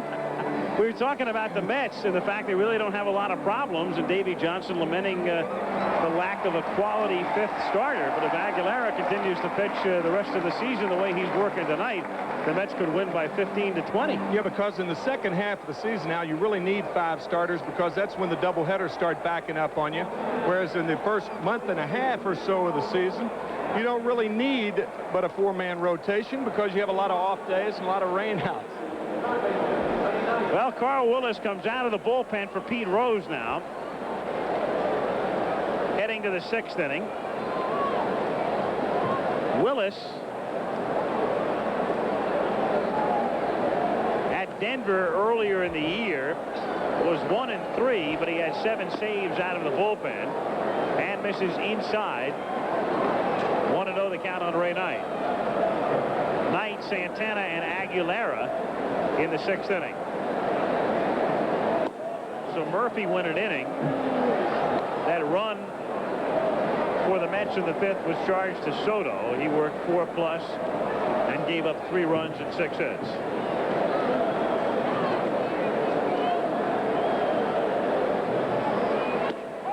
Is in there for a strike, and it's 2-1. Carl Willis first came up with Detroit in 1984, then was sent over to the Reds, and last year spent most of the season at Denver. Got into 11 games in relief here. 3-1 the count. Willis out of Danville, Virginia. 25 years old. And Knight is on. So Ray Knight is at first base, and with nobody out, it brings up Rafael Santana. In a situation where you would think a man 0 for 2 coming in and batting 167 would drop one down. Well, I guess from a manager's standpoint, you also want to consider if he's going to be one of your shortstops, and Howard Johnson and Kevin Mitchell have also filled in at short, as we said earlier. He's got to start hitting sooner or later. And I guess that's what Davey was thinking with that particular pitch. 1-0. Santana batted .257 last year. Was more than a formidable offensive player. But not this year. He's been consistent anyway. Unfortunately. They used to talk about the Mendoza line in honor of Mario Mendoza. If you were under 200, we've got a new standard going into effect right now. I mean, Santana, he's lucky he's playing on a team that's winning. His on-base percentage is .234, which is as unbelievable as his batting average. Well, quite candidly, he would only be playing on a team that was winning. The Mets won 98 ball games last year. Santana was the shortstop, and as we said, had a good offensive year. He hasn't had it this year, but because of the luxury of a lot of guys having good years for the Mets, you can afford to carry a 167 hitter with a good glove. 2-2 the count.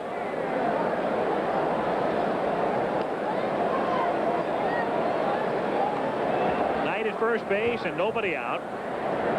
Aguilera on deck. 2-2 the count on Santana. Toward the hole and a base hit into left field.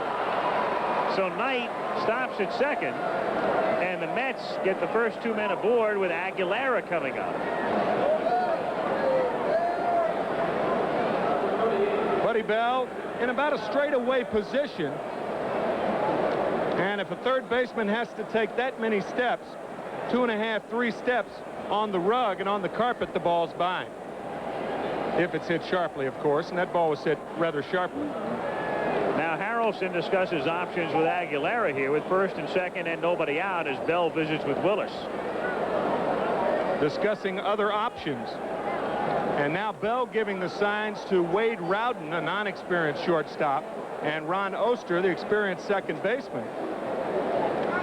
And we'll see if they put the rotation play on where Bell breaks home. Rowden, the shortstop, goes to third. Rose is in, and he is in, and Oster to first. And Aguilera around a bunt takes inside. There you see Wade Rowden, the shortstop, who faked Knight back to third base. And you can do it with a guy with not a lot of speed on second base like Ray Knight. You tried doing something like that to Willie Mays, and he'd steal third on you. Matter of fact, I saw him do it 3 times. Dick Grote was the shortstop of the Cardinals, and Dick was not fast. And Willie Mays would simply just steal. That's a strike on the outer half, and the count is 1-1. Even though Grote used to get a jump on Willie, Willie would outrun him, spot him 5 yards to third, and then outrun him. But you can do it with a slow runner on second base, and Knight is a slow runner. Knight at second and Santana at first. 1-1 the count on Aguilera, a good hitting pitcher. Willis fields the bunt. Rose tells him to go to first, which he does. Oster covers, and the runners advance. Knight now at third, and Santana to second, as Aguilera does the job. And now they go to the top of the order with Len Dykstra, who is 1 for 3.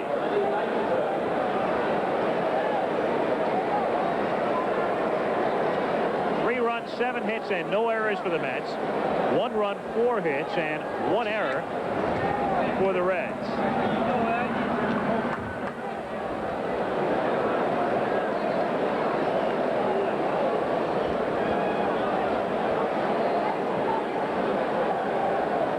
And the infield plays in. Down by 2, you really have no choice. Butera saves a run, taking a page out of Gary Carter's book. 1-0. On the artificial surface with a slow runner at third base and less than 2 out, you can afford not to play as close in to the hitter as you normally would, because the ball is going to get to you a lot quicker.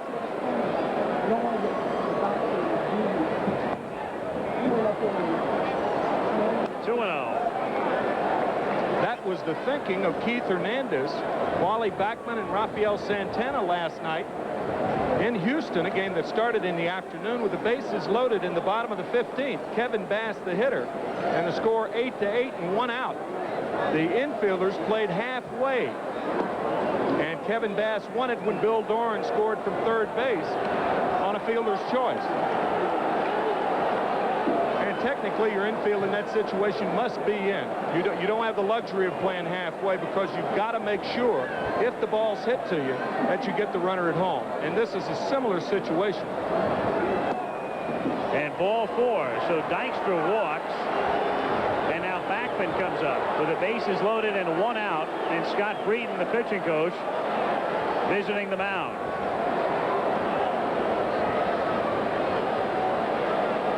See, now you had the bases loaded. It's a similar situation as last night when the Mets played in Houston.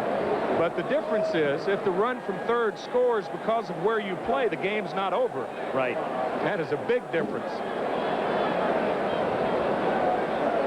So the bases are loaded and 1 out. Other scores: Houston 4, Montreal nothing in the 5th. Cardinals lead the Giants 4-3 in the 7th. Cubs win. Phillies and Braves still scoreless. American League is there. Texas trailing New York. Milwaukee leading California. Cleveland has defeated the White Sox. Kansas City leads Baltimore. Minnesota 1, Detroit nothing in the 9th. Reds infield looking for the double play at short and second, with Bell up even with the bag at third and Rose in a similar position at first, and the pitch is a strike. 0-1 the count.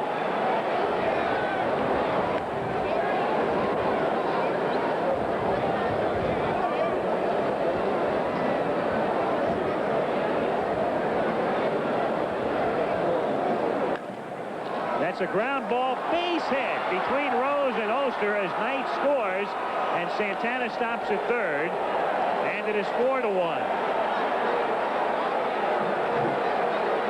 And when you let the 7 and 8 hitters lead off an inning by getting aboard for the Mets, you're in a little bit of trouble. Yep, you're asking for trouble. A sinking fastball. Willis got the ground ball, but unfortunately it couldn't find a red. Find some green. Another run, and it's 4-1. So Santana now at third. Dykstra the runner at second. Backman has 2 hits tonight, and that's his 17th RBI of the season. Infield position the same way with Hernandez at the plate. 1-0.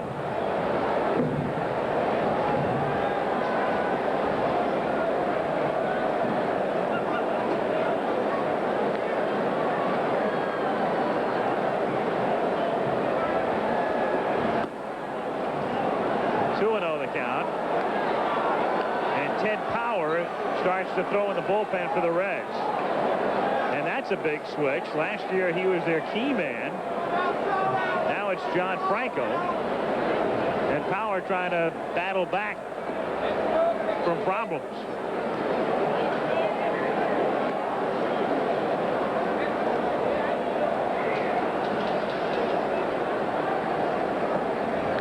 Two and 0 the count.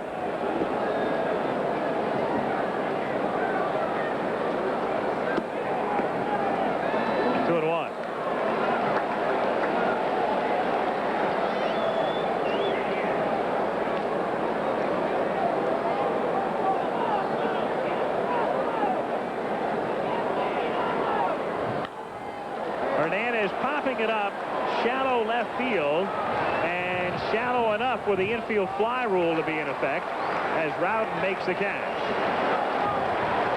So Hernandez cannot deliver. Frustrated with himself as he walks back to the Mets dugout and leaves it in the hands of Strawberry to try to break it wide open.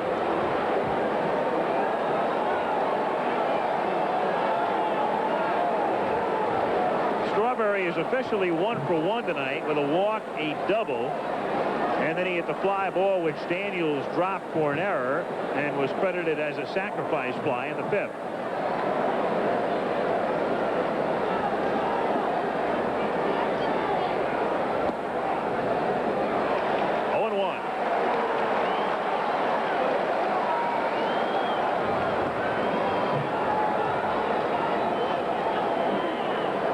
Strawberry, 14 homers, 53 RBIs. And grounds it sharply to Oster, who throws him out. So Willis is at least able to keep the Reds in the game as the Mets settle for 1 and lead 4-1 at the end of 5½. Dave Parker will be coming up for the Reds in the bottom of the 6th inning. The thoughts of Pete Rose on his right fielder. If I lost Dave Parker, I don't know what I'd do, because he's the guts of my team and the heart of my team, and he's the one we rely on, as is Guerrero. And you got other players, sure, that do a good job, but there's not many Guerreros and Parkers around. Now, just ask Tommy Lasorda. Though Guerrero is about ready to come back for the Dodgers, and that may make a difference. I say may. There are a couple of things wrong with the Dodgers, really. And in terms of Guerrero, you really don't know how much he can contribute coming back as you look at the games next Monday night. And also, I thought Bill Madlock summed it up rather succinctly. He said, everybody's talking about the Dodger injuries, but we've been playing rotten. And it's not far from the truth. The Dodgers have just not played very well at all this year. And again, maybe it's that old vicious circle type of thing. Maybe you are playing rotten because of the people playing instead of the guys who are out injured. Once a more experienced player like that says it and admits it, that's your first step in playing better. That way everybody quits relying on the injuries as an excuse, because ball players are human. They hear this traveling party, they read about it and everything, and through, I guess, osmosis, you start feeling sorry for yourself. And then a leader of a club makes a comment like that, well, that could be the step. As Parker drills one into right field for a base hit, and maybe 2, as Dave takes the turn, and here comes Strawberry's throw to second, not in time.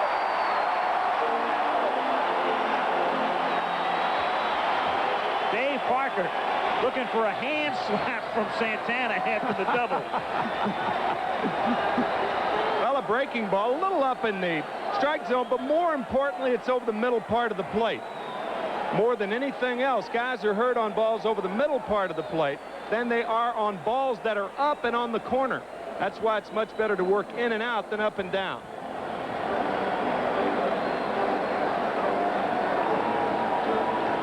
The Mets, with that 15-inning game yesterday, Roger McDowell worked 3 1/3 innings, threw a lot of pitches. I don't know if Davey Johnson would want to use him tonight.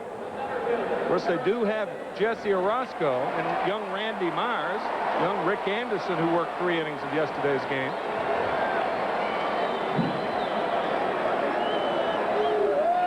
Eric Davis now with Parker at second base and nobody out in the bottom of the 6th inning.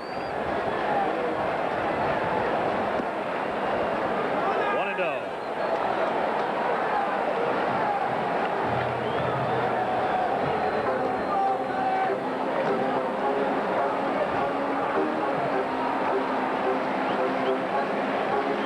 You stand around the batting cage and you see Eric Davis swing with that lithe form of his. Only weighs 170 pounds. Handles that bat like a switch. Ball just jumps off his bat.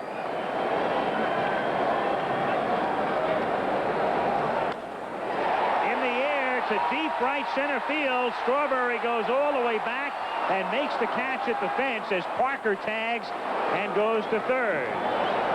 So Davis hits it a long way the other way, but it stays in for the out. 1 down. Your comment earlier, Al, about Pete Rose saying Eric Davis hit the longest ball the other way in Montreal that he's ever seen. He hit that ball down on the end of the bat and drove Strawberry to the 380 sign in right center field. Right center field. That gives you an idea of the power he has, and we talked about his speed. Rose is also convinced that Davis can give Carl Lewis a decent battle for the first 60 meters. Bell is at the plate. Half swing strike. Mets can afford to play back and give up the run on a grounder. They lead by 3. 4-1 New York, 1 out. Parker at third, bottom of the 6th inning. Hernandez way off the line.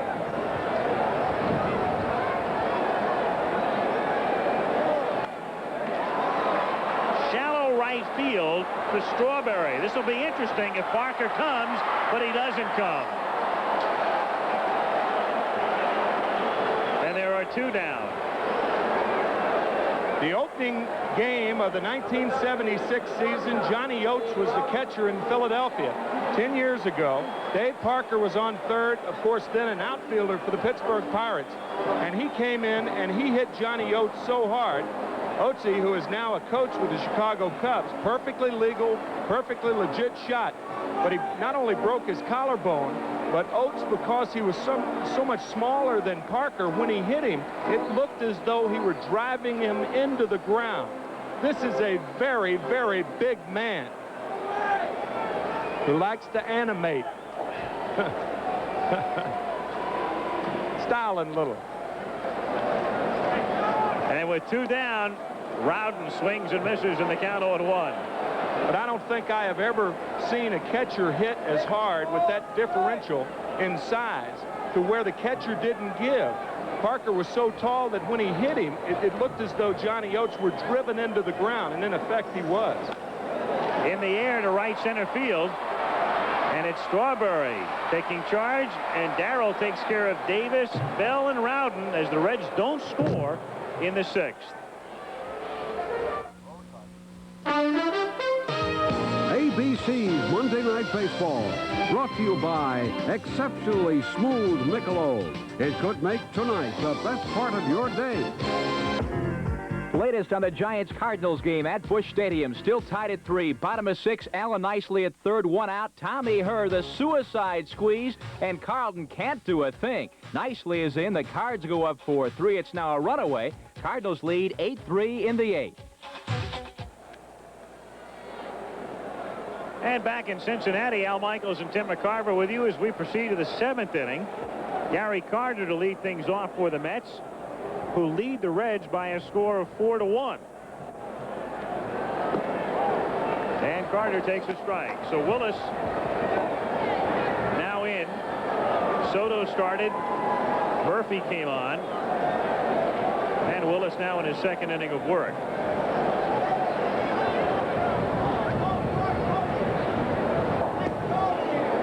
Teams meeting for the 10th time this year. The Mets won the first 5. And then the Reds won the last 4, including a sweep of the series in New York. And now the Mets are trying to end a 3-game losing streak, which equals their longest losing streak of the season. It's the 3rd time they've lost 3 in a row. 2-1. Reds, the terrible start. Treading water in May and June, and a good July.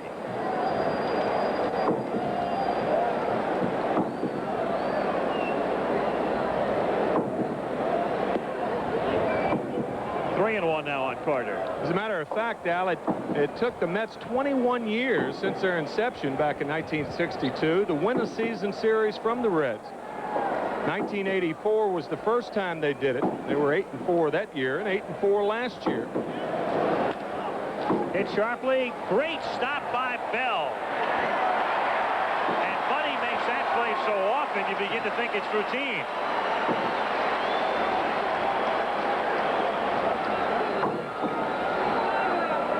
The position of his feet once he catches the ball. Extension. Now you got to gather your feet back up under you, and it's tough to do on the rug.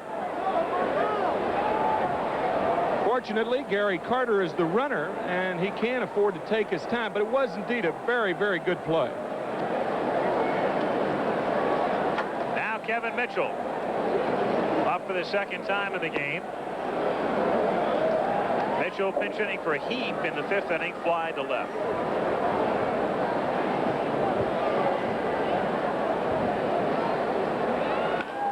Mitchell wraps it to center field for a base hit. Davis cuts it off deep and holds him to 1. So a single from Mitchell, and it brings up Knight. And that puts Mitchell up and over the 330 mark again on a solid single. Very, very strong. You saw how the head was down and the ball came up. A lot of hitters, when you see pictures of them the next day in the paper, they would hit one 400 feet or something. The ball's in the air and the head's still down. Funny how the Mets, a team of megastars, Hernandez and Strawberry and Carter, and for years, even though he's not having a good year in '86, Foster, but you've got all of the high salary marquee guys, and then there are 3 guys hitting 330 or better: Dykstra, Backman, and Mitchell. That's really the difference between the club this year and last year. Their bench is much, much stronger than it was a year ago. Kevin Mitchell was not with the ball club. Dykstra wasn't with the club, the Mets, for the whole year. And Bobby Ojeda wasn't with the club also. 1 ball, no strikes the count.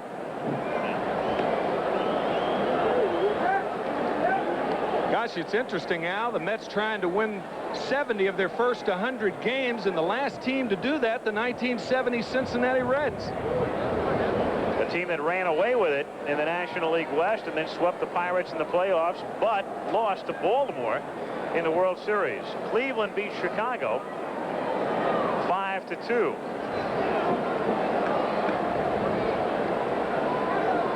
And the Cubs won this afternoon at Wrigley.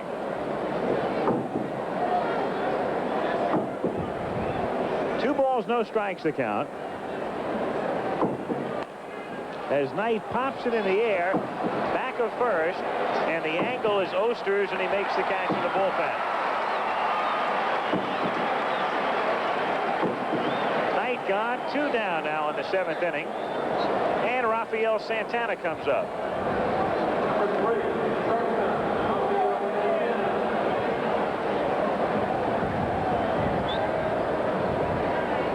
Due to bat third when the Reds come up in the bottom of the 7th, so this will be his final inning. Rafael Santana, base hit in the 6th inning that advanced Knight, and Ray eventually scored on a single by Backman. And the Reds still in this ball game. The Mets have failed to put them away. They've stranded 9. And the Reds are an excellent come-from-behind team in the late innings.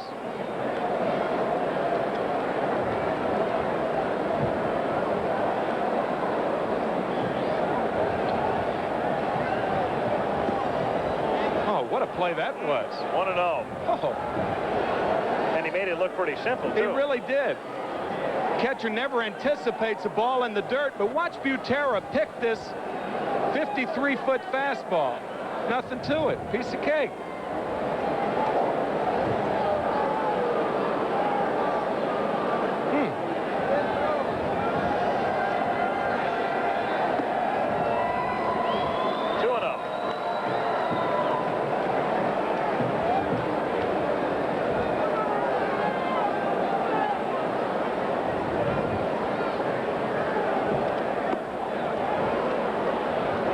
Now 3-0. Reds winning 9 games. In fact, I think they won something like 4 in a row in their last at-bat at one point this year. Strike in the count, 3-1. Also indicative of how well they've played in late innings. They've won 8 straight 1-run ball games, 4 straight in extra innings. So this game by no means over with, even though the Mets have a 3-run lead.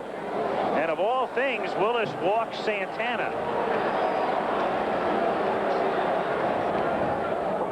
And it's the 3rd walk that Willis has yielded now in an inning and 2/3. And it brings up Aguilera.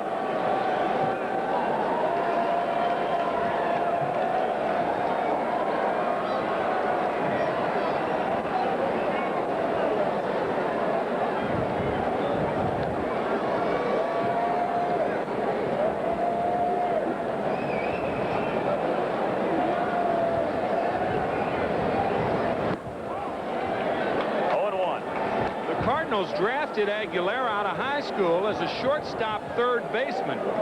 Then he went to Brigham Young University and became a pitcher in his sophomore year, and also became the 3rd-round choice of the Mets in '83.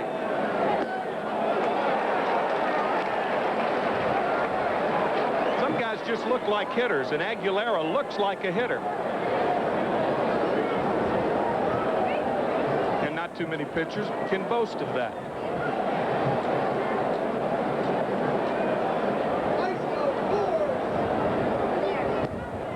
1-2.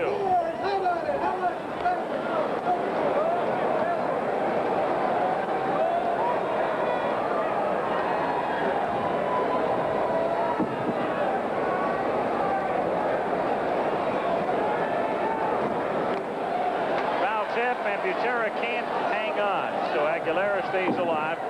1 ball and 2 strikes.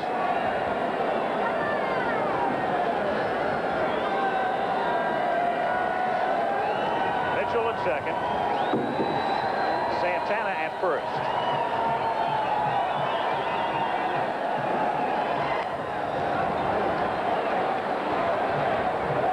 The Reds led in the 2nd inning. Oster tripled home route. But the Mets came up with 2 in the 3rd. Gary Carter driving in Hernandez and Strawberry with a 2-out single. And they added single runs in the 5th and in the 6th. 4-1 Mets. 2 out, 2 on in the 7th inning, and the 1-2 pitch is fouled away again.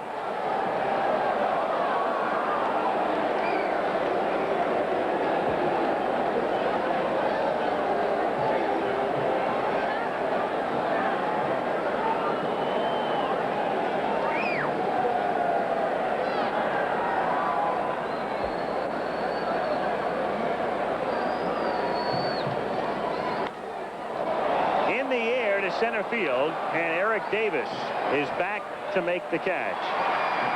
So the Mets come up empty again in the 7th. It's 4-1, and we'll be back after this message and news headlines from your local station.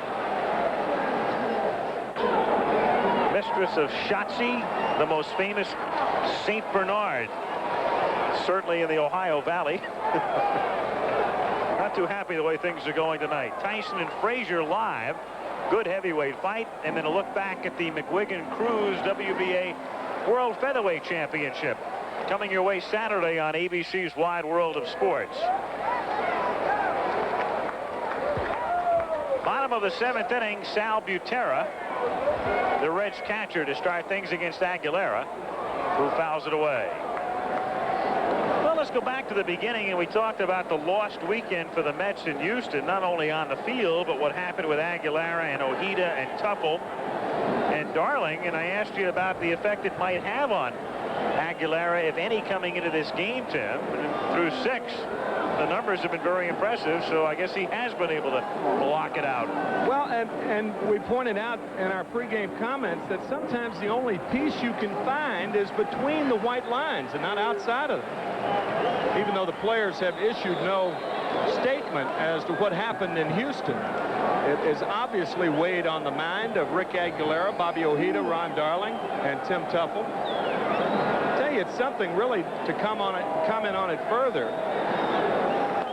It's something really, Al, that 25 years ago it would be thought of as a funny thing, not assaulting an officer, but a brouhaha in a bar. Well, you remember the Copa incident? Absolutely. Back in 1957? Billy Martin and Mickey Mantle and Yogi Berra. Johnny Cucks.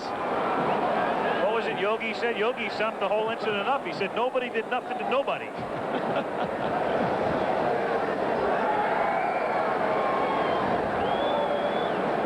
Times have changed, and I think there is much more of a sensitivity to that type of thing nowadays than there was 20 years ago. Absolutely. Butera goes down on strikes. Also a lot more publicity, too. Sure. People can't get enough of it. Mini cams all over the joint, microphones and notepads. Strikeout number 7 is the high for the year for Rick Aguilera. The only guy happy about the whole thing is the guy who owns what? Cooters, Executive Games and Burgers? Cooters, Executive Games and Burgers, and that is not with an H. Some executives would go to a place like that, but I doubt that burgers would frequent Cooters. 0-1 the count on Oster. By no means trying to take it lightly, but just try to put things into right perspective.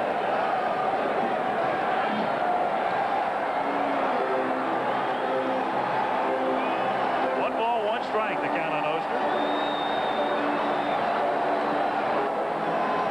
For the moment, Willis is out on deck, though Rose will go to his bench. 2-1.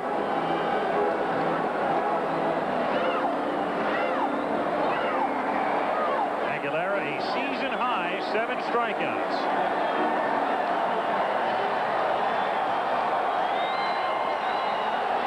Two and two. people might ask, and some people might not ask, but if they do ask, why Willis would be out there when surely Rose will use a pinch hitter? It depends on what type of pinch hitter he wants. With 2 out and nobody on, it will not be the type of pinch hitter who's going to pop the ball out of the ballpark. It'd be the type of guy that's going to get on base. And that's why a pinch hitter doesn't come out there. Danny Ozark used to have kind of a rotation for pinch hitters. If he gets on, you're the hitter. If so-and-so gets on, it's tough for extra men. And now he'll go to somebody who can just get on base. Right. Because he's got 2 out and the base is empty. And thus coming out of the dugout is Kurt Stillwell. Outstanding tailing fastball, and Rick Aguilera now with 8 strikeouts. He has been superb this evening. Kurt Stillwell, the shortstop, a switch hitter, who's hitting 182. And not only that, he's hitting 182 from each side of the plate.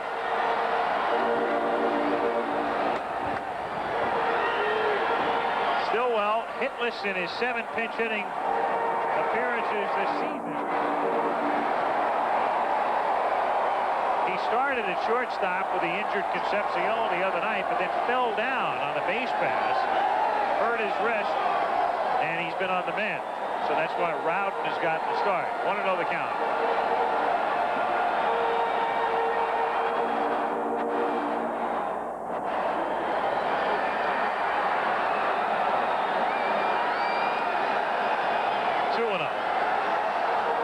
Stillwell hit a ball the other night. This looked like a skating rink. He hit it to the right field corner. Glenn Wilson was chasing it down, and he fell down. It was a sure triple until Stillwell fell down. And he had to settle for a double as he tripped between first and second and drills that one into center for a base hit. So a 2-out single by the pinch hitter is Stillwell. Picks up hit number 6 off Aguilera. And it brings up Cal Daniels, who's 1 for 2.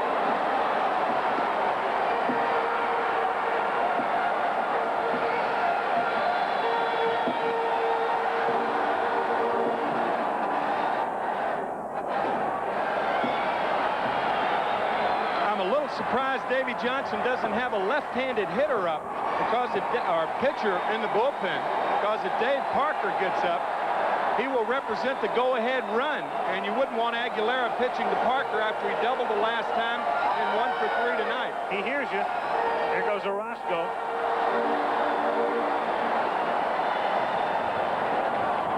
Kind of one of those situations where you specifically ask a pitcher to pitch to at least 1 hitter, and that 1 hitter is a guy with 19 home runs and 3 in the last 3 games.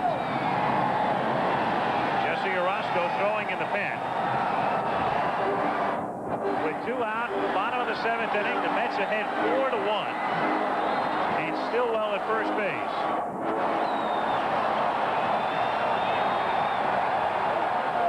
Daniels trying to hit it out of here. The count is 1-2.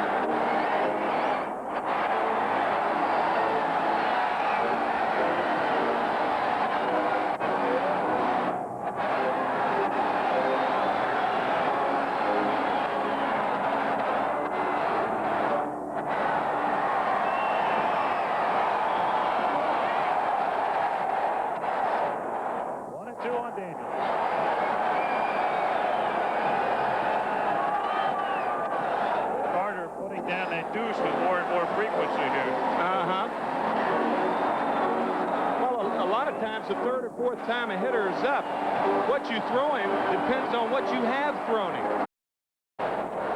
As an example, if a guy likes the ball out over the plate and you can get inside on him and jam him, if you continue to pitch him inside, his weakness becomes his strength. Otherwise, he won't be in the big leagues. You can't continue to pitch pitchers or hitters the same way. And that's what mixing them up and moving them around and doing this and that. That's what pitching's all about. No tells us that scouting reports can get out of date in a hurry. Oh, yes.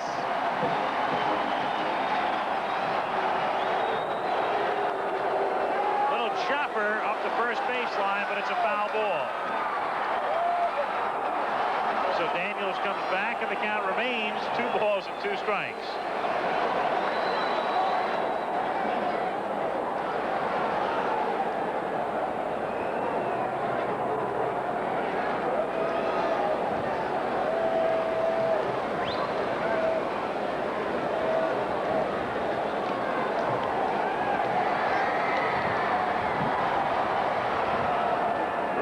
Stadium,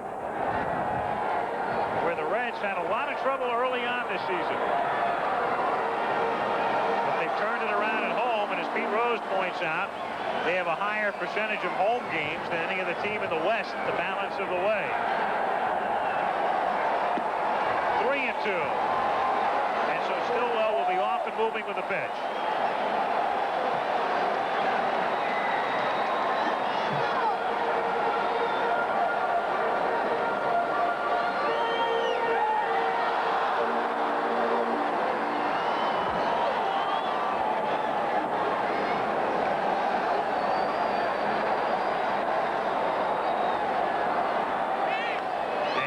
It's a curve on the ground to second. And down he goes, and down go the Reds in the 7th inning.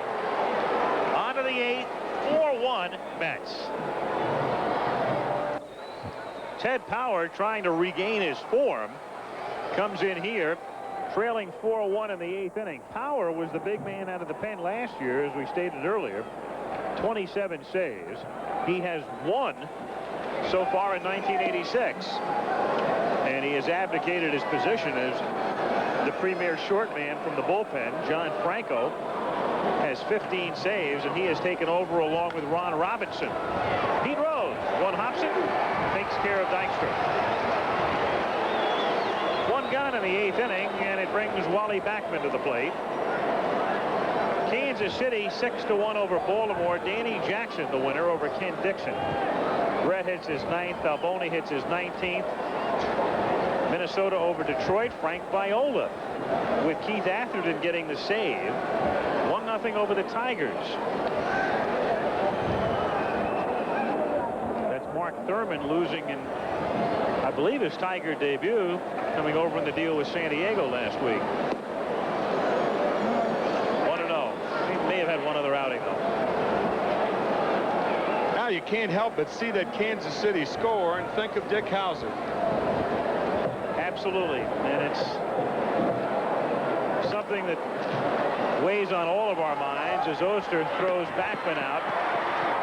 And all we can say at this point, and I know you share our feelings, as does anybody who knows Dick at all, well, or even in a casual sense, so our hearts and our prayers are with Dick and his family as he undergoes, apparently, from the way we understand it, the surgery will be taking place in the next day or so. A great and a classy guy. And we're thinking about you, Dick, and praying for you.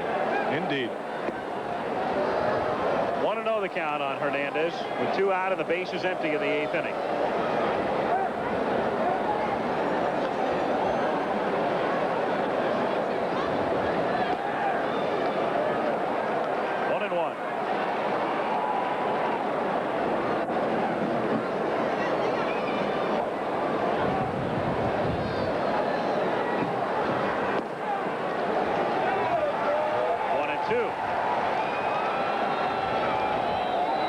That right cross thrown by Eric Gregg. What do you think?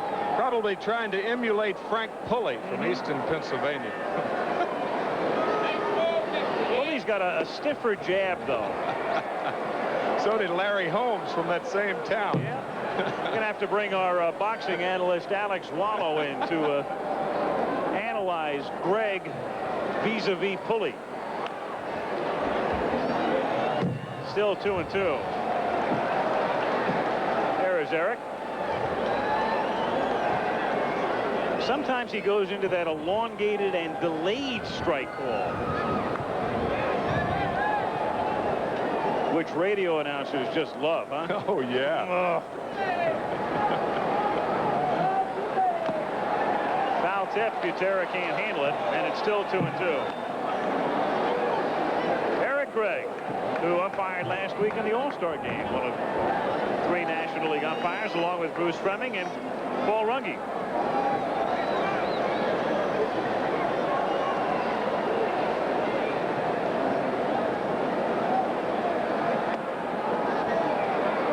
Full count. It's one of those hurry up and wait games. You're waiting for something to happen and nothing's happening. It's the longest 4-1 ball game I've ever attended, I think. Boy, it's a lot close. Of deep counts. Fouled away again, and it's still 3-2.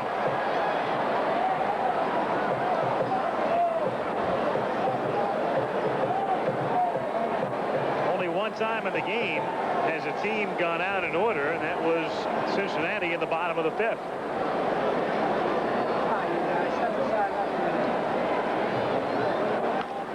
Hernandez hits it to Oster, who makes the catch on the fly. And so the Mets go out 1-2-3 for the first time. And we'll be back after this word from our local stations.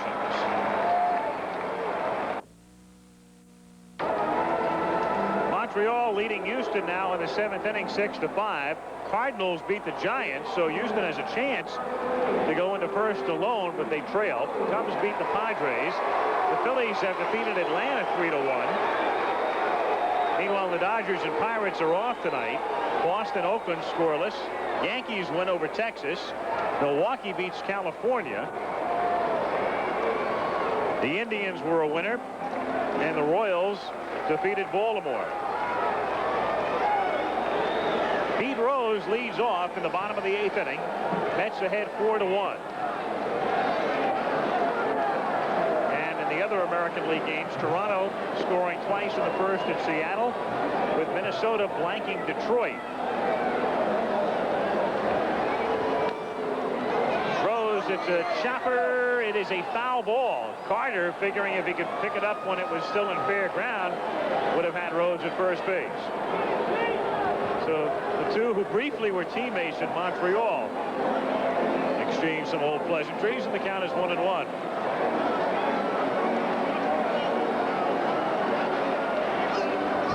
One of those interesting cases tonight. If Montreal beats Houston and the Mets hold on here, the 5 Western Division teams that play will have lost, with the 5 Eastern teams winning.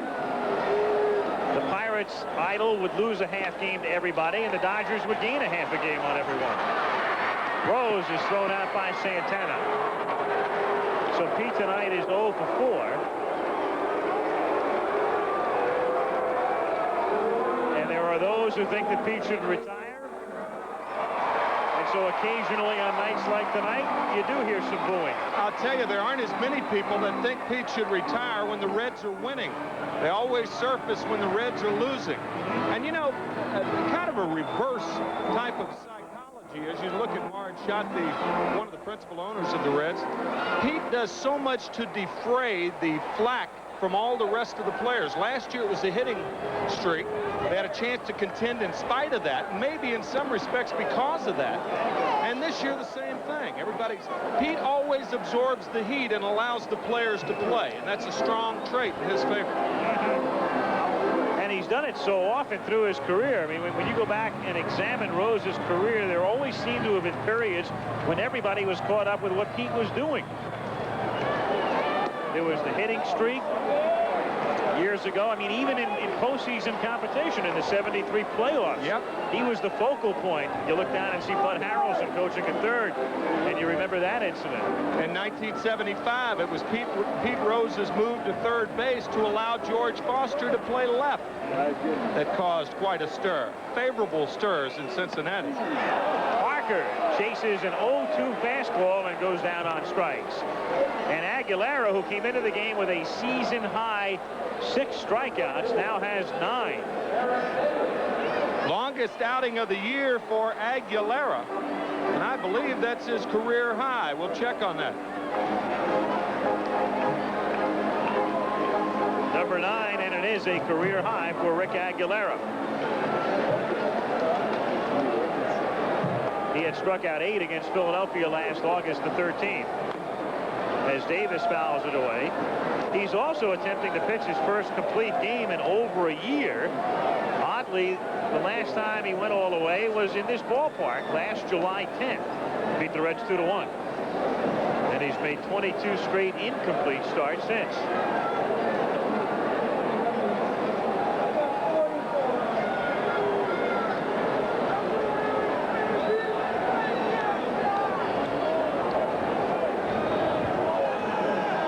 Davis at the plate.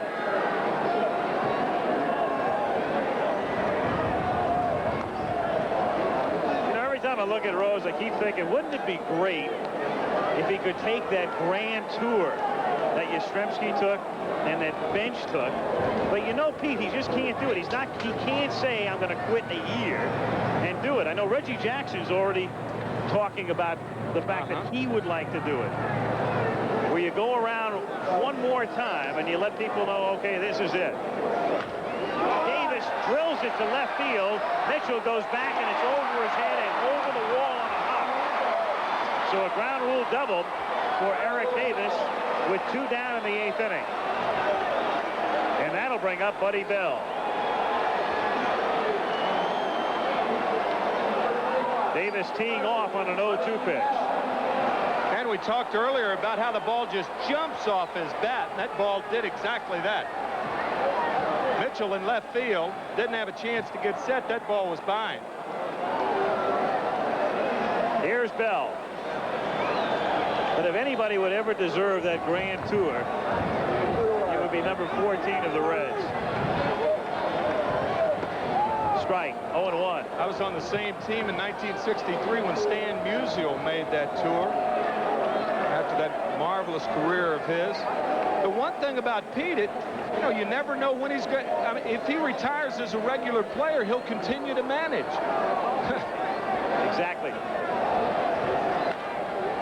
Ground ball and a great stop by Knight, who throws too late by Hernandez. Davis comes in to score, and Bell has to go diving back to first because he made the inside turn, and had Hernandez gone back and somebody been covering, they might have been able to get him.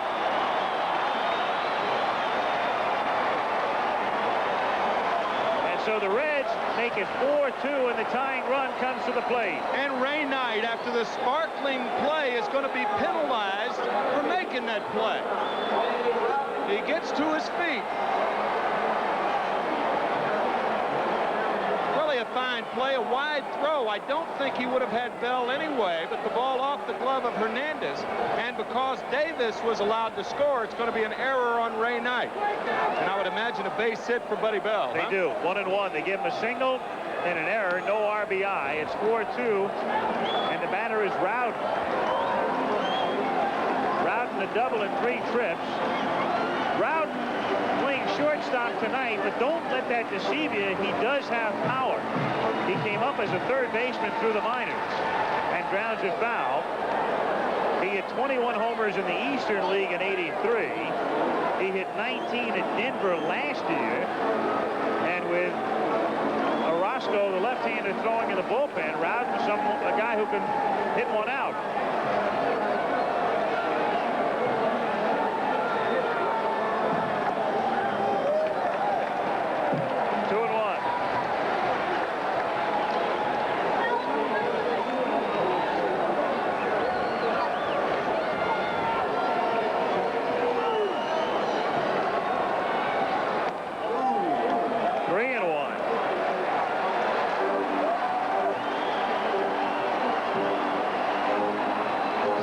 A right-handed batter on deck.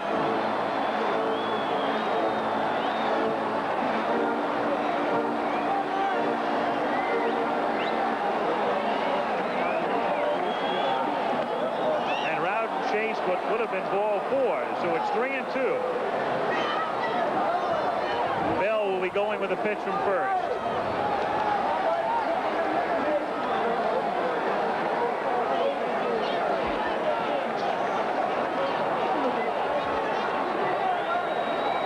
The 3-2 pitch is a breaking ball hit down to Knight, who stays with it as it moves through the sliding box and throws him out. So Marge Schott disappointed as the Reds settle for 1. 4-2 Mets going to the 9th. The topic tonight on Nightline, economic sanctions and South Africa. And ABC News Nightline will follow your late local news at the conclusion of this one from Riverfront Stadium in Cincinnati, where the Mets lead by a score of 4-2. And Ted Power goes to work in the top of the 9th inning on Darryl Strawberry, Gary Carter, and Kevin Mitchell. When the Reds bat at the bottom of the 9th inning, it's the bottom of the order. Butera is due to lead off, then Oster, and then the pitcher's spot. And what the Mets have right now is Orozco throwing in their bullpen, and that's indicative of Jesse beginning the 9th inning. There he is, as Aguilera has gone 8.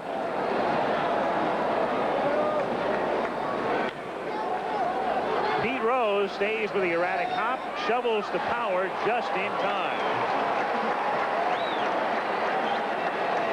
So Ted Power has faced 4 men and retired each.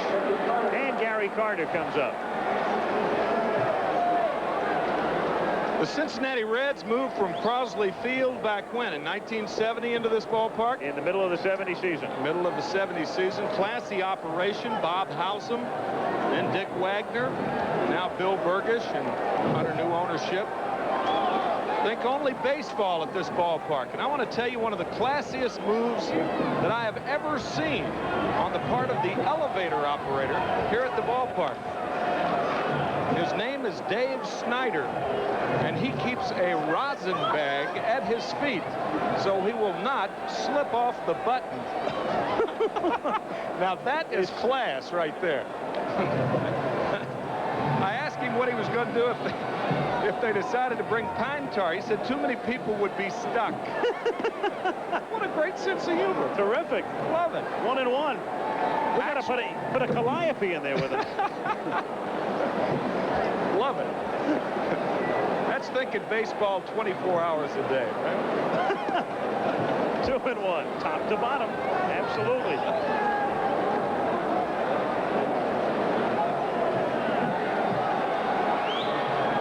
That's John Franco throwing in the bullpen.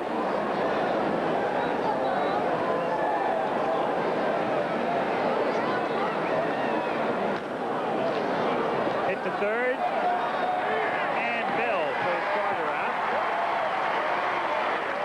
Is 1 for 5 tonight. And it brings up Kevin Mitchell.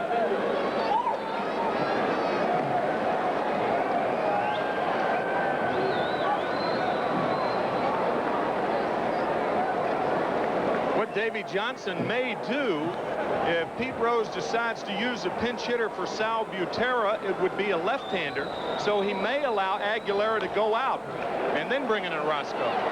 Bell has to wait for it, hurry his throw, and gets it. 3 up and 3 down. So here come the Reds in the bottom of the 9th, and we'll be back after this message and a word for your local station. We're back in Cincinnati, where ABC's Monday Night Baseball is being brought to you by today's Chevrolet, the official cars and trucks of Major League Baseball. By exceptionally smooth Michelob, it could make tonight the best part of your day. By Mr. Goodwrench, no one knows your GM car better than Mr. Goodwrench. No one. And by U.S. Sprint, where every fiber optics call will sound like you're right next door. Next Monday, a look at the 2 games, Boston against Chicago from Comiskey Park, or California taking on Oakland at the Oakland Alameda County Coliseum, 8 Eastern time next Monday. Well, what Davey Johnson did is he sent Rick Aguilera out to warm up in the 9th inning. That forced Pete Rose to go to his bench and bring Max Venable out of the dugout to pinch hit for Sal Butera. And so Johnson then goes to the bullpen once he brings Venable into the game, and that's made official for Orozco to come in here and face the left-handed batter as we start the bottom of the 9th inning. If he brings Orozco in to begin the inning, well, of course, Sal Butera remains the batter. And then if he makes a move to a right-handed pitcher, Max Venable's always there. But Pete Rose has one of two choices. He can allow Venable to hit against Orozco, which is a tough chance, or if he pinch hits, then that's playing into Davy Johnson's hands because he wastes a player. Good move. Meanwhile, Mookie Wilson now takes over in left field. So Wilson becomes the third Mets left fielder of the night. Heath started, Mitchell hit for Heath and then stayed in. And there's Aguilera, who goes 8. And after his ordeal this weekend in Houston, he responds with, well, you see all of their games. Is this his best outing of the season? Oh, yeah. The one big thing that he did tonight, and we mentioned it about the middle of the game, he stayed ahead of the hitters. A good sharp breaking ball, and he and Carter used it very well. He's obviously pleased with his outing. And now it's up to Orozco. Career high in strikeouts with 9. Going back to the second inning, Oster scored Roden with a triple. And then Hernandez drew a 2-out walk. Darryl Strawberry doubled. And Gary Carter hit one off the end of the bat for a 2-run single to make it 2-1. In the 5th inning, Backman and Hernandez with base hits. And then Strawberry hit a fly ball, which Daniels dropped deep enough to be a sacrifice fly to make it 3-1. Knight's walk started the 6th. And he scored on a Backman single. And then the Reds got a run in the 8th inning on Davis's 2-out double. And a base hit by Buddy Bell, with Davis scoring when Ray Knight threw the ball away. So Venable staying in to start the bottom of the 9th inning, and Orozco's first pitch is outside, all the way to the backstop. Orozco, when he first comes into a ball game, he has been troubled with wildness. I don't really have a stat on it, but the first hitter he faces, usually he'll run a lot of deep counts to. Almost trying to get acclimated to pitching in a ball game. There he is, ball 2. Oster is on deck.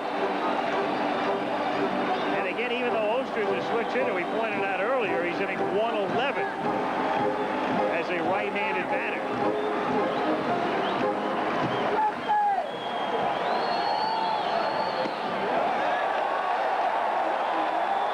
And he's deep in the count at 3-0.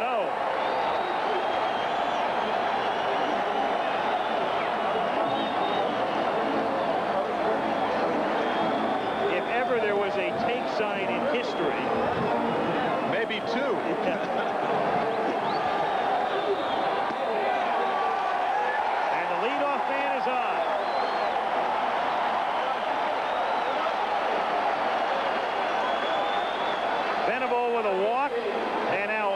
comes up. Rose, when you look at his bench, has Nick Asaski, who's just off the DL. He has Bo Diaz, who has a gimpy ankle, so you don't want to send him up in a situation where he can hit into a double play. And then you've got the venerable one, Tony Perez.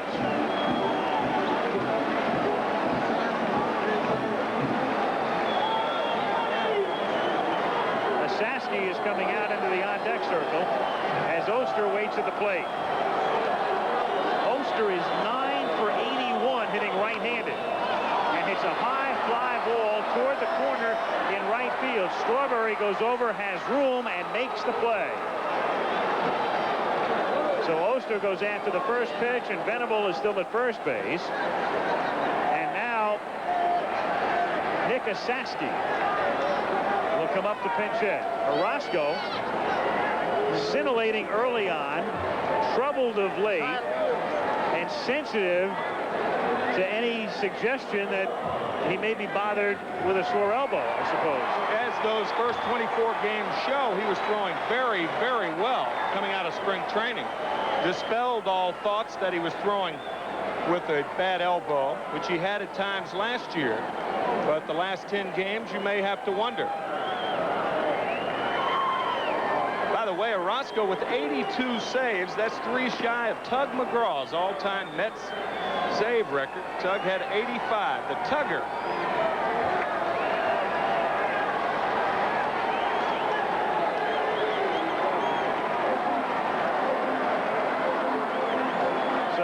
Saski, who was bothered with thigh injuries, both legs, putting him on the disabled list. Came off at the break. And in there is the tying run tonight. 0-1. And Tony Perez comes out on deck with the left-hand batting Daniels due up next.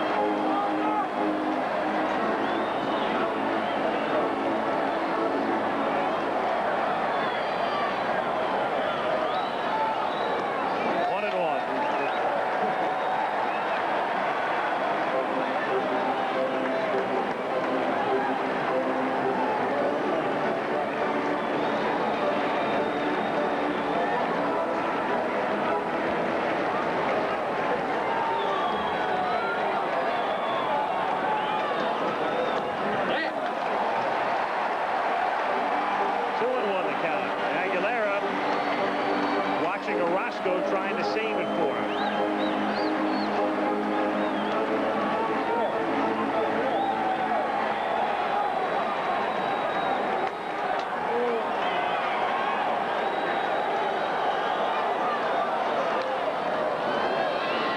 Two and two.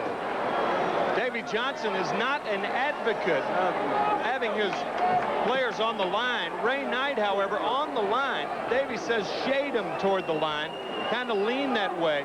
But with a left-hander like Orozco falling behind to the count, a power hitter like a Saski, I think Ray Knight properly is on the line.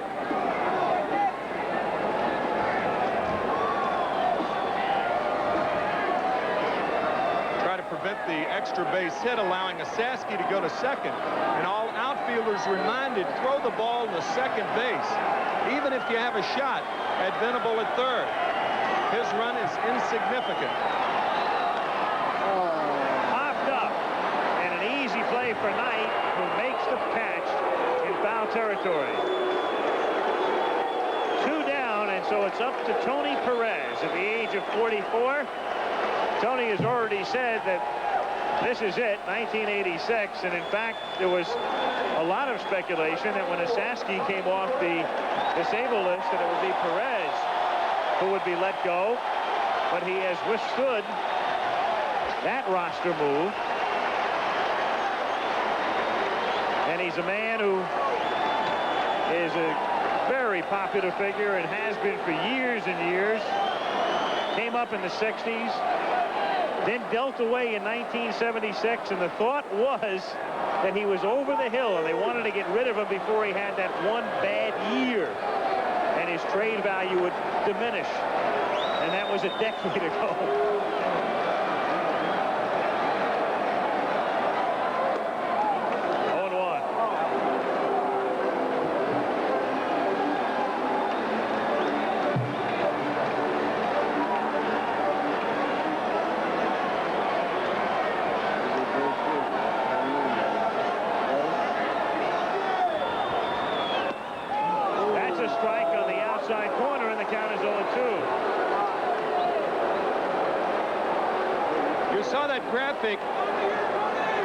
Jesse Orozco, 5 home runs in his last 25 outings.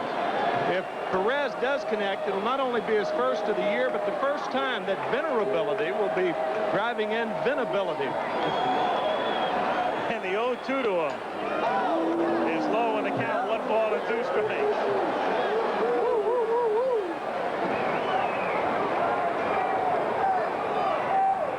What a marvelous career he's had. I think about it, the more I feel he should be in the Hall of Fame. Yes, I agree. If you look at the consistency through the years. He hits a high fly ball to right center field, so there'll be no heroics for Tony tonight as Strawberry makes the catch and the Mets take the first game of the series. So Aguilera has his best outing of the year. Orozco gets the save, and the Mets snap a 3-game losing streak as they beat Cincinnati 4-2. Again, the final score, the Mets 4 and the Reds 2. Join us tonight for ABC News Nightline immediately following your late local news. Travel arrangements made through and a promotional fee paid by United Airlines. United flies more people to Hawaii than any other airline, nobody knows Hawaii like United. This has been a presentation of ABC Sports, recognized around the world as the leader in sports television.